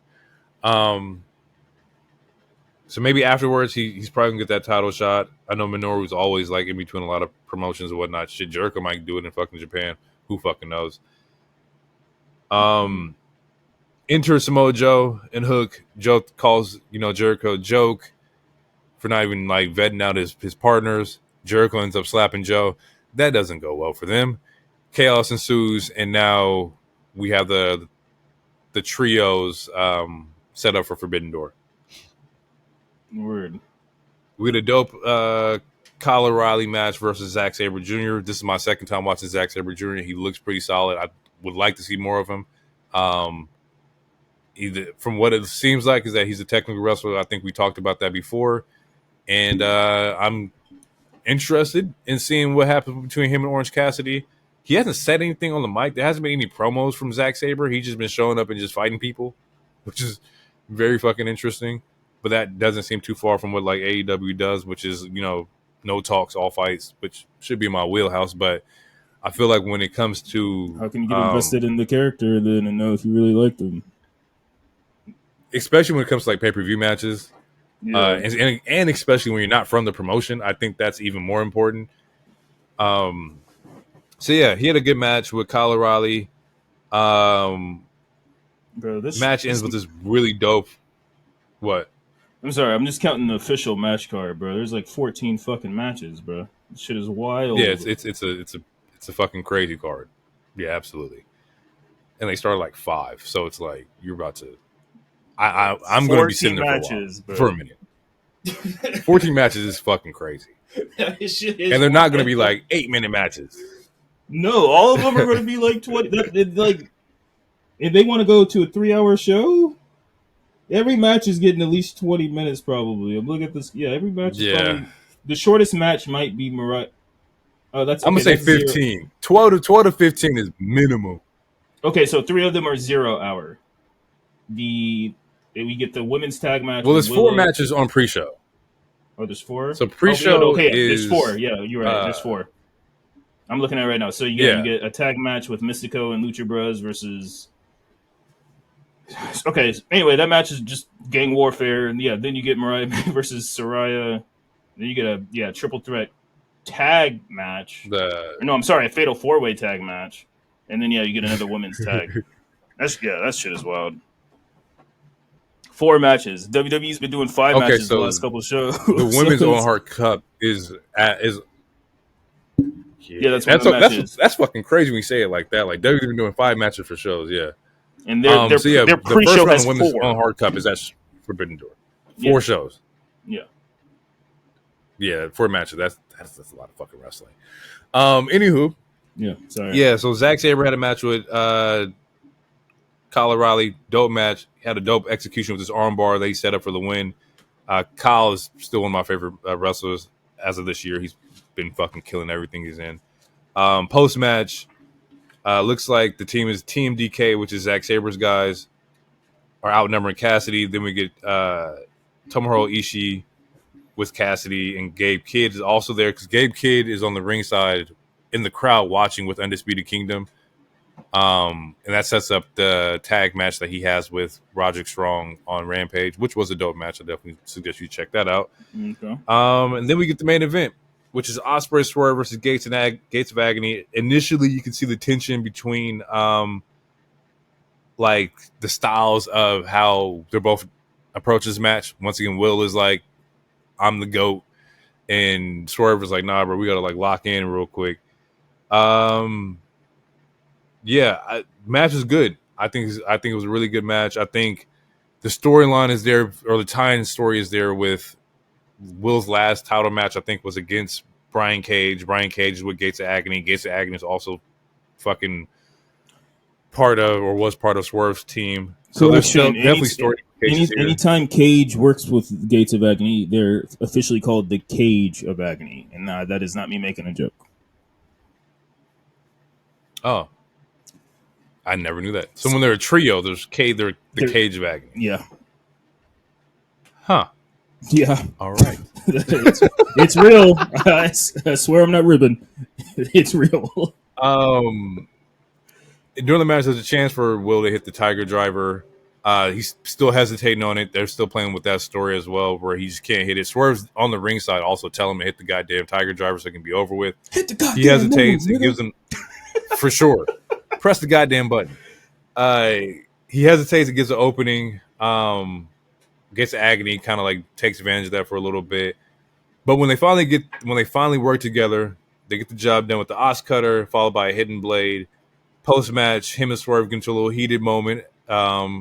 Right before of course, to set up the title shot and whatnot.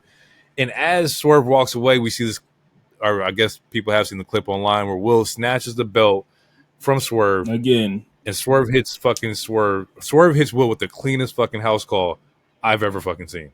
No hesitation. I'm gonna knock this man's neck off for taking my belt, which he said he was going to do. First time he did, he's like, "You lucky we friends." Second time, bro, I can't let this ride. I gotta fucking take you out. Yes, it's probably my favorite thing he's done in this company, which was stand on business. As far as stop touching my fucking belt. We're not playing those games, and it was a really clean ass house swerve call. Ospreay got his receipt tonight during Collision for you guys who will watch Collision at some point. But he gets a crazy ass receipt, and but man, Swerve got to win this, otherwise he's going to look even more goofy. Yeah, he has to get this one. We talked about it before. I think he definitely needs this one more than Will needs it. With that being said, that was AEW. Very chaotic show for a go-home show. I definitely think it could have been a little bit more focused on some ends. But I know they had to introduce a lot of this talent that was coming in on these shows. A lot of them looked like they couldn't be there the week before or whatnot. So they did all the announcements and surprise, guests during the show here. But yeah, without that being said, let's slide over into SmackDown. Let's go over to SmackDown. Starts SmackDown off in New York. Yeah, Madison Square Garden. Lean back, man. just Tim's out. Yeah, Dead ass. Yeah, as you're standing there And next, you get the Aki way. I'm gonna just pull up with the what's that bitch's name? Oh man, chicken noodle soup. Oh, the homegirl that was with Jay-Z and Alicia Keys, Little Mama. There we go. I'm Little Mama in this situation. I'm gonna stand here and stunt. God. Fuck, man. That's funny. Yeah, so show starts off with a fucking banger. Bloodline comes out. They head straight to the ring. Baby faces, Cody Rhodes, Kevin Owens, Randy Orton. They come out. You see a camera cut of them coming out of their car, approach the ring. We get a brawl immediately in the first 8 minutes of the fucking show. You just get a fucking crazy ass brawl. Man, Kevin. Can I say this? This is how I like shit to happen. This was it was a very clean deviation from how SmackDown or Raw typically opens like a promo. Mm-hmm. It was immediately into the shits, and I love that. That was fuck that. These motherfuckers think they're running shit. They pulled up behind them in their own truck, so they was on their ass previously before the show. So I love the action. I love jumping straight into it. It was fucking great. That. I love that segment. I love this segment. We get a cool swanton from KO that he does. KO, yeah. He does it, and it's high as hell. It's clean. But yeah, it was clean as shit. Baby faces, they scare off the heels temporarily. They all cut promos, which was pretty generic. It's setting up for their six man at Money in the Bank. But yeah, it was pretty much generic stuff where it's Solo's not the real Bloodline. We've all been fighting Bloodline for years. They ain't shit, yada yada. Y'all not really nothing without Roman. All that kind of good shit. That nigga, he did say you don't see a boss or a chief. He just a seat filler. Yeah. You're not a tribal chief or a boss. I dealt with the real one. You ain't him. Yeah, they all dealt with the real ones. Multiple dudes. True. If anybody knows, they know. Yeah, if anyone knows, it's for sure those three, including a couple others. But yeah, it's for sure those three. All this comes out. He brings out security. They all beat the shit out of the security. It was good shit. After that, though, and then he goes back and gets the cops. Yeah, I was like, come on, come out with the cops the first time. Yeah. Also, one of the security guards I thought JD McDonough had. Okay, one of the security guards, he stole JD McDonough's spot of having the best sell to the Cody, the Crossroads. The way that security guard sold that fucking Crossroads. Was selling? He was trying to get a call back. Man. They going to call me back. Hey, he went by the phone today. He going to be in NXT in a couple months. Bet. he going to be there. Because he sold that shit. Sold that shit like he was selling his ass off. Rent was due. I'm gonna get a Grammy for this bitch. Man, the first is in 3 days. We got. Hey, it's time. Rents. Now he was selling like rent's due, nigga. Man, fuck it. Yeah. So after that, we get the women's triple threat: Candice, Tiffy Time, Jade Cargill. Super fire match fire match for what it was. Indy looked really good. Tiffany is obviously still holding her own, and Jade is improving literally every match. It was a really good match. Didn't see any crazy miscues or anything that I could remember really. Nah. But yeah, there was the Nia spot. Yeah, where Nia comes out. Bianca comes out right after to keep it even. Yeah, the way. Yeah. But Indy comes out of nowhere and attacks Jade, which sets up Tiffany winning by fucking moonsault, doing the perfect moonsault to Candice. I feel like we called this one out too a long time ago. We both sat here and agreed that Stratton was going to be in Money in the Bank. We knew this is where she was going to be at. We also said that at some point prior to her current, setting, but that she should win Money in the Bank to where she would be the next up to hold it. And you got Tiffany in the Bank and shit like that. I don't know if my stance on that changes right now, but I know that she's heat right now. As of right now, it's changed a little. I still need to see the last woman who joins because I wouldn't be mad if Naomi won either. I don't think she needs it, but I also wouldn't be mad at it. And Tiffany, I think that's where my head is at right now is Naomi. Yeah, and then Tiffany having a pink briefcase would be fire. Naomi having a briefcase that would glow. That would be fucking fire. Based on the story that they're telling with Nia and Tiffany slowly becoming friends, you could picture like let's say Nia does beat Bayley and Tiffany did have the briefcase. You can picture, or you can build a lot of crazy funny storylines about the champion hanging out next to the main champion hanging out next to the briefcase person, and he's like, well, when are you going to cash on Liv? When are you going to cash on Liv? And she just never does it, right? And eventually turns on Nia or some shit. Like you can build some interesting stories that way. But yeah, as of right now, my opinion slightly changed a little bit. I'm kind of leaning towards Naomi. I still need to see who that last woman is. But yeah, man. It was a good ass match. All three women cooked. It was good shit. After that, we get we get a quick backstage segment. Pretty Deadly returns. We haven't seen them on TV in a minute, and it sets up a match. Yes, boy! It sets up a match with Street Profits, which we should be getting next week, which is cool. And B-Fab talked a lot during this backstage segment, which I appreciate because I need her to. B-Fab. Yeah, if they're not going to give girl in-ring stuff, she needs to talk more. Granted, the Profits don't need a mouthpiece because they're both really good at talking. She can't just be standing there looking good in her weird ass outfits. Still can't dress. It's a hit row thing. I don't know what to do with it. But she guys. I'm glad that she's talking. The compliment was in your hand. It was, you could have just left it at that. This man had to. It was a shot. Hit row can't dress. You throw shots like periods after sentences. It was like, damn. Well, while you had a hit row, I had a hit list, and goddamn it was a closed section of how to. Please don't.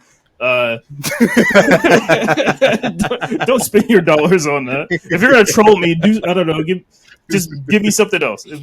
Like, give me a Josh Allen merch or something. If you're gonna troll me, it wouldn't work. That would be even worse. You would, hate that. I mean, a crosshair with a black man's face. As much as I hate Swerve, I still couldn't do it. Where am I gonna wear that shit at? I'm not gonna wear that shit to work. Crazy. I'm not gonna wear it to the gym. It's just gonna be hanging up next to my Aaron Hernandez jersey. That January 6th. The next January 6th. Yeah. Part 2. I can't wait. After that, we get a quick segment where Heyman's like, yo, man, I want to be your person. I want to be your wise man, but you got to help me out. And Solo's like, look, I listened to you. I didn't bring Jacob. You said he was dangerous. I didn't bring him. But tonight we're gonna have a ceremony, and that was pretty much it. It was pretty cut and dry. But Solo is giving off the appearance that he is trusting the wise man. He's like, yeah, you said he was dangerous, so I didn't bring him. I listened. I finally listened. I'm listening to you. What? You told me to take out the chicken, down. Mom. I did. Goddamn. So yeah. After that, then we get the next qualifier match. But so we get the men's qualifier match. But during the entrances, you see Jalen Bronson, New York Nick, beloved in New York. You see Jalen Bronson there. Yeah, absolutely. And you're like, oh yeah, that's okay, cool, that's cool. It's not the first time you see sports people at shows, and there was other people that they famous that were there. Nick Khan was there in attendance. Stephanie was there. Nick in attendance. Steph was there. Cena was there. John. Yeah, there was a Cena sighting. Yeah. Oh. Okay. Well, I didn't see him. But y'all don't make me explain the joke. But no. He was there. I didn't see him. I dead ass did not see him. Maybe that was. I don't know. No, hold on. I gotta fact check it because maybe somebody was trolling me. Okay. Maybe it was like, oh, Steph and John was there, and it was like an empty seat next to Steph. Maybe it was somebody trolling me. I gotta fact check. Okay, all right, bet. So now you got me thinking this shit because niggas are stupid. Because I definitely didn't see that shit. I'm like, they would have showed John if he was there too. I feel like he would have had a backstage segment where you just said hi to somebody or something. You know, but yeah. So the last person to come, yeah. So LA Knight comes out, Santos Escobar comes out, then Logan Paul comes out, and he's like, "I'm gonna bring a real winner in Madison Square Garden, and I'm gonna bring out Tyrese Halliburton from the Indiana Pacers, who Indiana Pacers knocked out the New York Knicks this last playoffs." In great cheap heat. Yeah, great cheap heat. And they did it before. I think they brought like Trae Young out. Trae Young was at like a so it's good heat for sure. Yeah, absolutely. Yeah, I want to say they brought out Trae twice, but they for sure brought out Trae Young one of the years that Atlanta beat New York. Yeah. It might have been Miz. Sounds like something Miz would do. But yeah, no. So yeah, they bring him out. So yeah, you get some basketball beef on top of wrestling beef. It's just really good cross promotion. Nick Khan, like when it comes to like bringing in celebrities and all the other stuff, like ever since he was hired, he's just really just been killing it when it comes to this type of shit. And I mean, and it's not, and it's, and what makes it even cooler is besides that it's, you know, it's topical. Besides the fact that for the New Yorkers, like all that shit was really real. It's also cool in the sense that pop culture wise, that's a obvi, that's a gibby, but also that they're both young NBA players, and it's like, so you're also, and they're both wrestling fans, and like so they understood like the dichotomy of like wrestling, and also at the same, and so in saying all that, they're also still touching like the youth or like reaching to the youth as far as like doing it, like, and it also like I don't know, culturally aware. Maybe it was the pizza I had or whatever, but like I was smiling. Anytime they put the camera on the basketball players and like when they actually do have the face to face, like I don't know, I was smiling. I was like, it just reminded me, is like, who's wrestling for? You know, it's for the niggas. And like this, like it wasn't cheesy. Like the stare off that they had was actually intense. Like they both were in that moment. I think the only criticism I got is like, Tyrese, you too goddamn tall for them jean shorts. It looked crazy. Man, you saying he was part of Hit Row? That's wild. But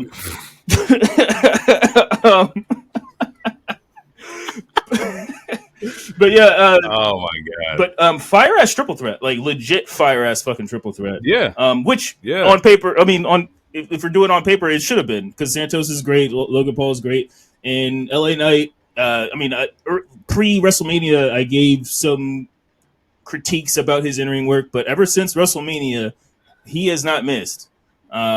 He has been in his fucking bag in-ring, like presentation wise, talking to the crowd, he's always been good, but like in-ring wise, like he has been in his fucking bag. You're not wrong. Now I'm thinking about it, like he has been hidden, like since Mania. Yeah, he has been fucking he's been firing on all cylinders. He's ready for that fucking championship title run. He's ready for that, hopefully that US title run. But yeah, fire ass match. There's a point in time where Logan tries to get Tyrese to hand him the brass knuckles, and Jalen Bronson's like, nah, we ain't gonna do that. So then like they have a face off, and referees start getting in there because, you know, Adam Silver ain't gonna let them really fight. Hell no. Hell no. Shit, the motherfucker just come off of surgery. Jalen's come off of hand surgery, and when like he had stumbled in the ring and like he like looked like he kind of like not hurt his hand, but he looked at it multiple times, and even Tyrese was like, or is it? It's Tyrese. Yeah, it's Tyrese. Yeah, it's Tyrese. I wrote Tyler like 5 times in my notes, and I was like, fuck, it's Tyrese. I gotta remember it's Tyrese. Bro, the fans, the New York Knicks fans are on the internet. I was like, did he fuck up his hand? Did he fuck up his hand? And he had to tweet like, nah, bro, it's okay. Yeah. My hand is fine. Yeah. But they were dead ass serious. Like, we don't care about wrestling. You got to make the playoffs next year. Like, we better not fuck up this hand, man. Bing bong. Yeah, no. They was like really. they was concerned. It was really fucking invested. But yeah, man. They face off. It was cool. So yeah, fucking BFT to Santos. He rolls out or some shit. Logan tries to sneak a win. LA Knight reverses it. LA Knight advances. And then we get another face-off where, Tyrese slides in the ring with Logan. It looks like they're about to jump LA Knight. Jalen grabs a chair. That's when he slides in the ring and looks like he injures his hand. But yeah, he has a chair. And speaking of, because you mentioned, like, it looks like, you know, they're both grown-up fans or whatever. If you rewatch it, like, LA Knight, I think Bronson was just in the moment, but like LA Knight had to remind him to do, or like if you rewatch, like LA Knight like lifted up the chair for Bronson. Because he's like, you gotta lift up the chair. Because usually, you know, when you have a face off and someone has a chair, they always like raise it above their head, like they're about to hit them, you know, shit like that. And he like was slapping the chair, like, you know, trying to make sounds or whatever. And then there was the part where the heels slide out the ring, and LA Knight would literally like tap him. He's like, yo, because Bronson was looking the other way doing crowd service. Like he had to tap him. He's like, all right, now we got to like run towards this way to like you got to do the spot where, you know, as the heels slide out or whoever slides out the ring, hit the chair against the rope. Yeah, you hit the chair against the ropes. Like he had to like show, like he had to, if you rewatch it again, he pointed out like multiple different cues. It's not a bad thing. It's just something I noticed, and I didn't see anyone on the internet talk about it. So this is literally something that I noticed. So or whatever, but it's not for the celebrities. Yeah, it's not a bad thing. It's fine. It's just, yeah, exactly. Like John Cena was calling out spots during the match. Like there's multiple clips where you can hear John Cena talking about clothesline, duck. Yeah, and he's orchestrating the entire match. And Becky Lynch is a loud talker too. I mean, they have reason for it, and their reason is like, I'd rather you hear my spot than not hear me, and then we fuck up or something like that. I do understand that, but there is some times where it's like you can hear Becky or you can hear John, and like I can hear every single thing you're saying, nigga. Like I can't see you, but I can hear you. Spanish fly off the top rope. Like, this nigga just say Spanish fly off the top rope. Yeah. Like what? No, hell no, don't do that shit. Punch me in the face. Like, what? What? But yeah, no, it was cool shit and a good fucking pop, man. But this great pop. This goes into my little rant real quick. I fucking hate Fox Network. I cannot wait for this shit to get off Fox. It is bad. The censorship is just absolutely ridiculous. It's wild that we could have all this like, MAGA propaganda on this shit, but goddamn it, God forbid we hear "fuck the Pacers" or bullshit. Or I mean, we don't even we fucking 10-year-old flipping off the camera. Like, what the fuck are we on, bro? I didn't even see little nigga flip off the camera. I rewatched it and he sure shit was flipping off the camera, but you don't black out the screen because of that. And they black out the screen. They black out the screen all the time. And it's been going on for months. Because I remember when we first talked about it in an episode, I was like, I thought my cable was fucking up for the like. Bro, it's like it's blacking out the screen and it's muting the audio. So you're just sitting there with black screen and no audio. Like, what the fuck is going on? So it's like you think your shit shuts down, and it's like you guys are a huge ass company. You can't put a delay like most stations would do. Don't these niggas show Family Guy? You know, like don't these like. What the fuck? You show Family Guy and you have literally MAGA propaganda, but goddamn it, I can't watch wrestling with the bullshit chant or this or I don't know. It's just I cannot wait. It cannot go soon enough. The blackout screens is absolutely ridiculous. It's just ridiculous. It's ridiculous. And the funny thing is they're going to USA, right? No. And like I ain't never really watched Law and Order. I ain't never heard no crazy ass cussing on Law and Order, but like they don't black out shit over there. Like it's like it is what it is. Like where's the need to like do this in today's like, you know, media, like timeline? Like you watch TikTok right now and see more fucking cussing. Like who are you protecting?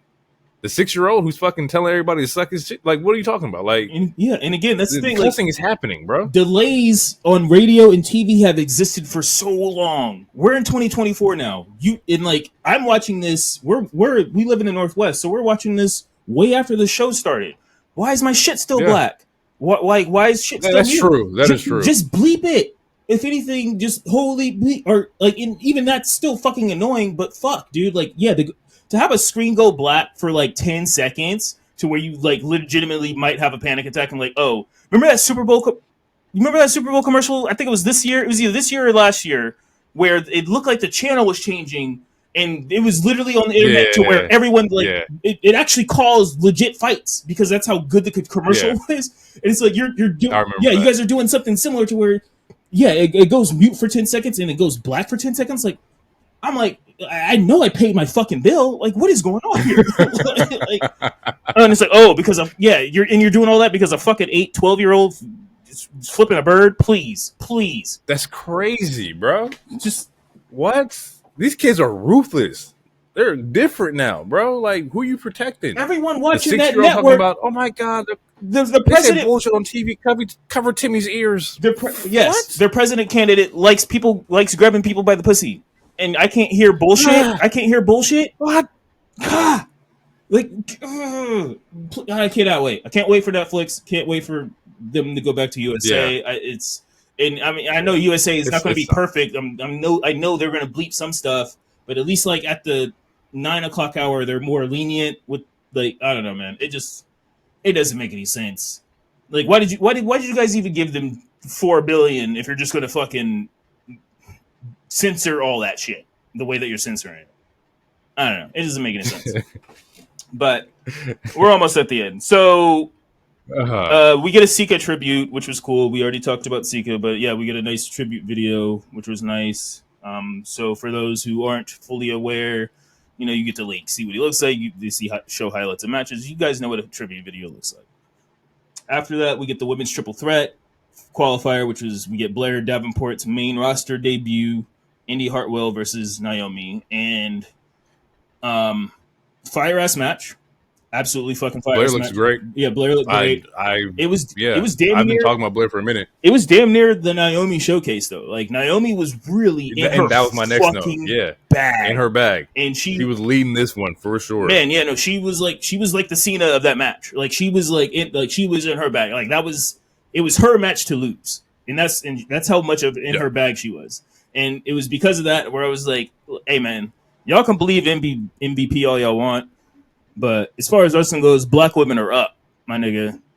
I don't know what to tell you. Black women are up because what I've seen from Bianca, Jade, and Naomi, and that's just in that one company. That's not including a Willow or a Mercedes or a Queen Aminata or anyone else in other companies. Like, like black women are up, and they're working their fucking asses off, and they're putting on great shit, and their gear is great. Naomi's Xbox shirt. It took me a while to figure out what what it was, but it was Xbox gear, Xbox controller. Yeah, and I was like, fire. Like it's just fire. And yeah, the match was fire. All three women looked great. Man, I don't know. I don't know. It's really hard. What else can you say? You can't say anything. Like they had a phenomenal match. Naomi was looking fucking amazing. She was definitely orchestrating the entire match.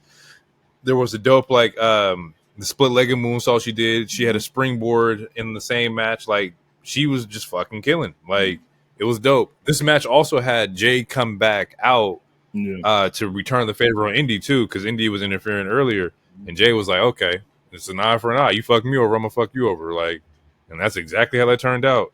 And it's also like the partnership of the Cocoa Butter Combat Club, like they looking out for one another, so it makes sense on that aspect as well. Yeah. My only pick is that I wish that this wasn't Blair's first on-screen appearance. I mean, not on-screen match. I don't think a triple threat is a good way to showcase all her ability, even though she performed great. All three did, honestly. I just think they could have gave us a match like 2 weeks ago, I feel like, or at least last week, like a quick squash. But they also protected Blair too by not having her take the pin and Indy take the pin. Yeah, so you still she didn't like technically get pinned in this match, so no, you're still good. Yeah, no, she wasn't even in the ring. Yeah, so it was still good. Exactly. Yeah, that's just a nitpick, and I'll label it a nitpick because that's exactly what it is. But all three look great, and Naomi advances. After that, there's just a quick backstage with DIY talking to Theory, trying to convince him he's being used. Grayson Waller attacks him, and it's just setting up for there's a tag team match at Money in the Bank for those titles, and so that was that. And then now we get to the real main event, the coup de grace of the show, which is the ceremony, the acknowledgement ceremony, where Solo comes out with the Bloodline, or the new Bloodline, Tama Tonga, Tonga Loa, and Paul Heyman. Paul starts to do his "My name is Paul Heyman" stuff, but Solo interrupts, which goes to crazy boos. He's like, "Acknowledge me." Crowd doesn't want to do it, so then he goes to each member of the team to have them acknowledge. I think he goes to either Tama or Loa first. I don't know which one. But they like, "I love you." They say something in a Polynesian or whatever, Samoan, whichever language. Respectfully, I don't know. But they say like, "I love you, Solo," something, something, something. I acknowledge you. And they kind of like each do their own like version to it, but they all say I love you, Solo, which is an interesting take. Mm-hmm. So I love you, Solo. You know, something on Moa. I acknowledge you. You know, like it's cool. Yeah, it's cool shit. And I'm saying that respectfully. I'm sorry if that was offensive. No, but I was just trying to give you guys an idea. But you know, it was cool shit. What did you think about that spin before we get to the last part? Well, first off, because while they're doing that whole acknowledge you, Jacob was also in the ring. Oh yes, but we didn't talk about his entrance. We didn't talk about the fucking entrance this motherfucker had, yo. Yes, he comes like the pitch black lights. They got the tribal like theme going on and the feel and vibe, the fire for every like it's heat, bro. And I'm like, this is the first Death Revel part like entrance that they did not fuck up. Like video package or not video package, but like you know like the background video for the wolf had the entrance, like the red eyes. Well, you know that that shit was fire. I can't. That shit was gas, bro. No, that shit was fucking. When gas. he came out, and I'm looking at him like, yeah, bro. In a couple years, he's gonna be it. It's like not even on no weird shit. Like you can just look at him and see that he's going to hold a belt in WWE. Yeah, no doubt about it. Absolutely. Like Jacob Fatu is gonna get it. Like. And I'm excited, bro. I'm excited for this dude. It's about to be fucking up for sure. Yeah. Like, and that shirt is fire. Yeah. I can't wait till it arrives. Shirt's definitely fire. I don't think it's supposed to come until like next month. I need it in the hoodie. Man, yeah. I need a hoodie. I need a tank top. Yeah. So yeah, bye. So yeah, before he breaks down the acknowledgement, all that happens. Then he breaks down the acknowledgement. He officially announces Jacob as the enforcer. And Jacob's the last one to say, I love you, I acknowledge you. Then he goes to Paul Heyman.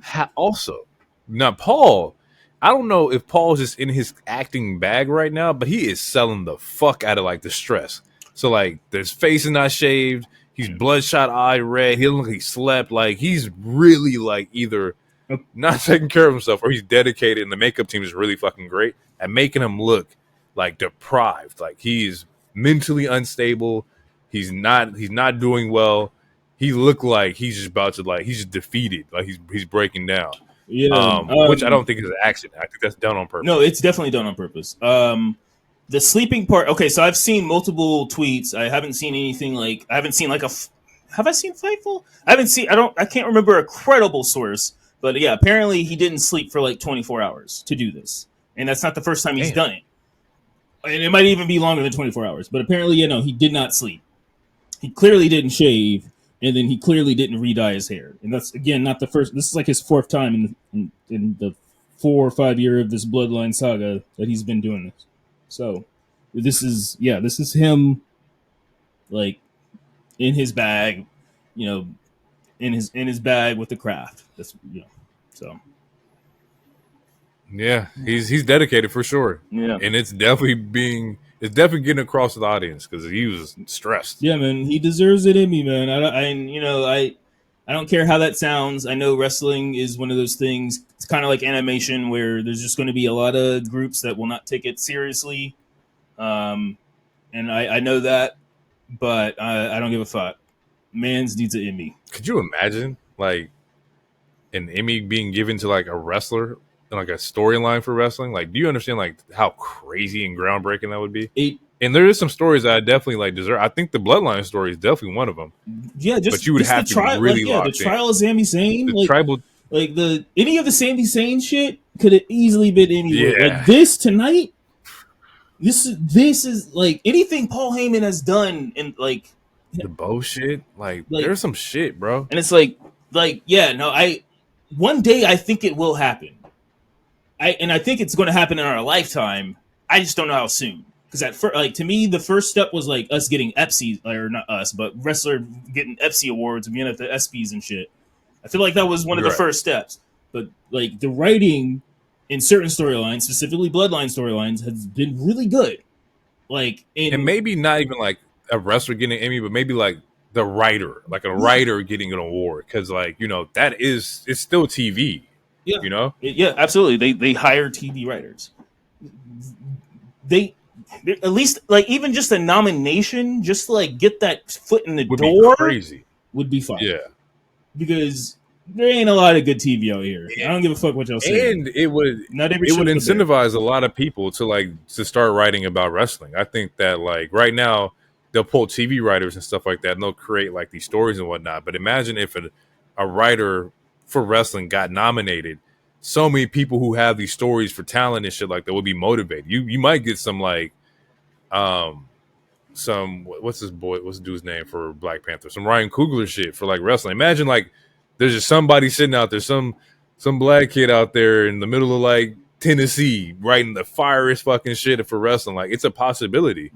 Like, yeah, and the closest thing, I mean, it's the girl who is at AEW now who writes for Sasha, because she won an Emmy. It wasn't for wrestling, but they like it's in that same caliber.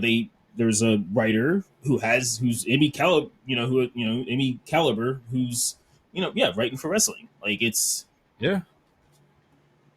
that's just fucking dope. That's tough. I never even thought about shit like that. Like that's fucking tight. But yeah, so now we get Paul's asked to acknowledge Solo. In this aspect, Paul is hesitant. He's also like fucking upset that they got the fucking lay, which is a even bigger tie-in because like just with the whole Sika passing, like that's also like just story wise for WWE so disrespectful. It's like you got the lay that my dad gave me, and you got people they put it on you. If I am Roman, bro, I'm knocking heads off, bro. Like what you talking about? Like that's fucking insane. So as he's doing this, he asks Paul to acknowledge him. Paul then says that he acknowledges that he is not his tribal chief. Biggest pop of the night. Huge fucking pop. He throws a leg down, and at that point, Solo just loses it and Samoan spikes Paul Heyman. Yeah, spikes Heyman. Then Fatu does like a Samoan head dive or headbutt. Deep headbutt, bro. They brought him to the middle of the ring. Yeah. I was like, he's not about to do this. Yeah. And then like that. Yeah. And then after that, they shield powerbomb him through the table. And Paul Heyman, speaking of like all his craft and shit, I mean, he hasn't taken a bump since I think it was during I think Brock Lesnar like FI'd him at some point during the Bloodline saga. It's been a couple years since he's taken a bump, but he's 58, and he's 58 and damn. I don't know his weight, but maybe 300. And yeah, he took a table bump. So on top of not sleeping. In the history of like Bloodline, the 4 years I've seen, maybe besides Brock, like nobody's ever put their hands on Paul, ever. No. Roman ain't never put his hands on Paul. No, he never even slightly the heel. Yeah, he never even slightly ever threatened Paul. No. But Solo's threatened Paul almost every week, and then this week they finally put him through a table. It's like you're breaking, like the story that they've been saying is that you're doing things that the tribal chief doesn't do. You're breaking rules that shouldn't be broken. And I think that like that's also the thing that's going to get Roman is that like you're breaking like rules, bro. Like who told you to come in here and break all these goddamn rules and traditions that we had? Like who you were following me this entire time? This is what you saw from me? Like where are you getting this from? Who's influencing you on how to be a tribal chief? You definitely not like watching what I was doing. Right. Especially we're supposed to be all family and shit like that. You done Jay out. You done took Jimmy out. You now done executed Paul on a fucking like shield power bomb. What happened to this whole bloodline family thing? Where did we go wrong at? Like what happened here? I don't know, man. Some young I don't want to. Yeah, nah. It's gonna be my old head shit. But similar to Friday, it's like y'all young boys, y'all youngins, bro. You're so quick to pop off. Sometimes you gotta. Too quick to pick up a gun. Yeah, It was good. I was entertained after my recent reanalysis of WWE. I was entertained. This segment was definitely entertaining. Yeah, and the Bloodline stuff, like it started off after Mania, like. Start off slower, like what are they doing Solo? That first week, Solo sounded like the dude from Malcolm in the Middle, and like what's going on, all this other stuff. But like now we're back at cinema. It's my pretty boy swag. Yeah, now we're back at cinema, and it's like Bloodline storyline. I think we're in chapter 4 or something. It's all been good. Chapter 67. Like, goddamn, Yeah, bro. they keep like, using baseball references, but I don't know baseball like that. I don't know. So we're in the 9th inning. Yeah, It's like, what? What the fuck does that mean? Because I know baseball can go forever. It can. But yeah, man, that was the Smackdown, a really good Smackdown. If it wasn't for the fucking censoring, It was a good Smackdown. Honestly, it's one of the better Smackdowns of the entire year. That censor shit was it was fucking irritating, but it's the best Smackdown since like Rock and shit. Like, yeah, it's post Mania. This is definitely the best Smackdown post Mania, easily. But yeah, that's it. That's it. That's the show, people. We'll be back with the regular programming, not next episode, but the episode after. This upcoming episode will be the Forbidden Door episode, so we got to go through and talk about 14 matches, which is going to be a lot of wrestling, a lot of talk. Well, it wouldn't be the next episode either, or the episode after that, because then we got to talk about Money in the Bank. You might be right. Or do we have 2 pay-per-view episodes after this? Is that what's lined up? I don't know. We'll talk about it off air, but you that's going to be you guys might get 2 pay-per-view right. episodes back to back, or maybe we'll hit you with that 21. We'll see how we're feeling. We'll see how it works. Yeah. But with that being said, we're going to get out of here. We will catch you guys in the next one. It's been real. Peace out. Too sweet.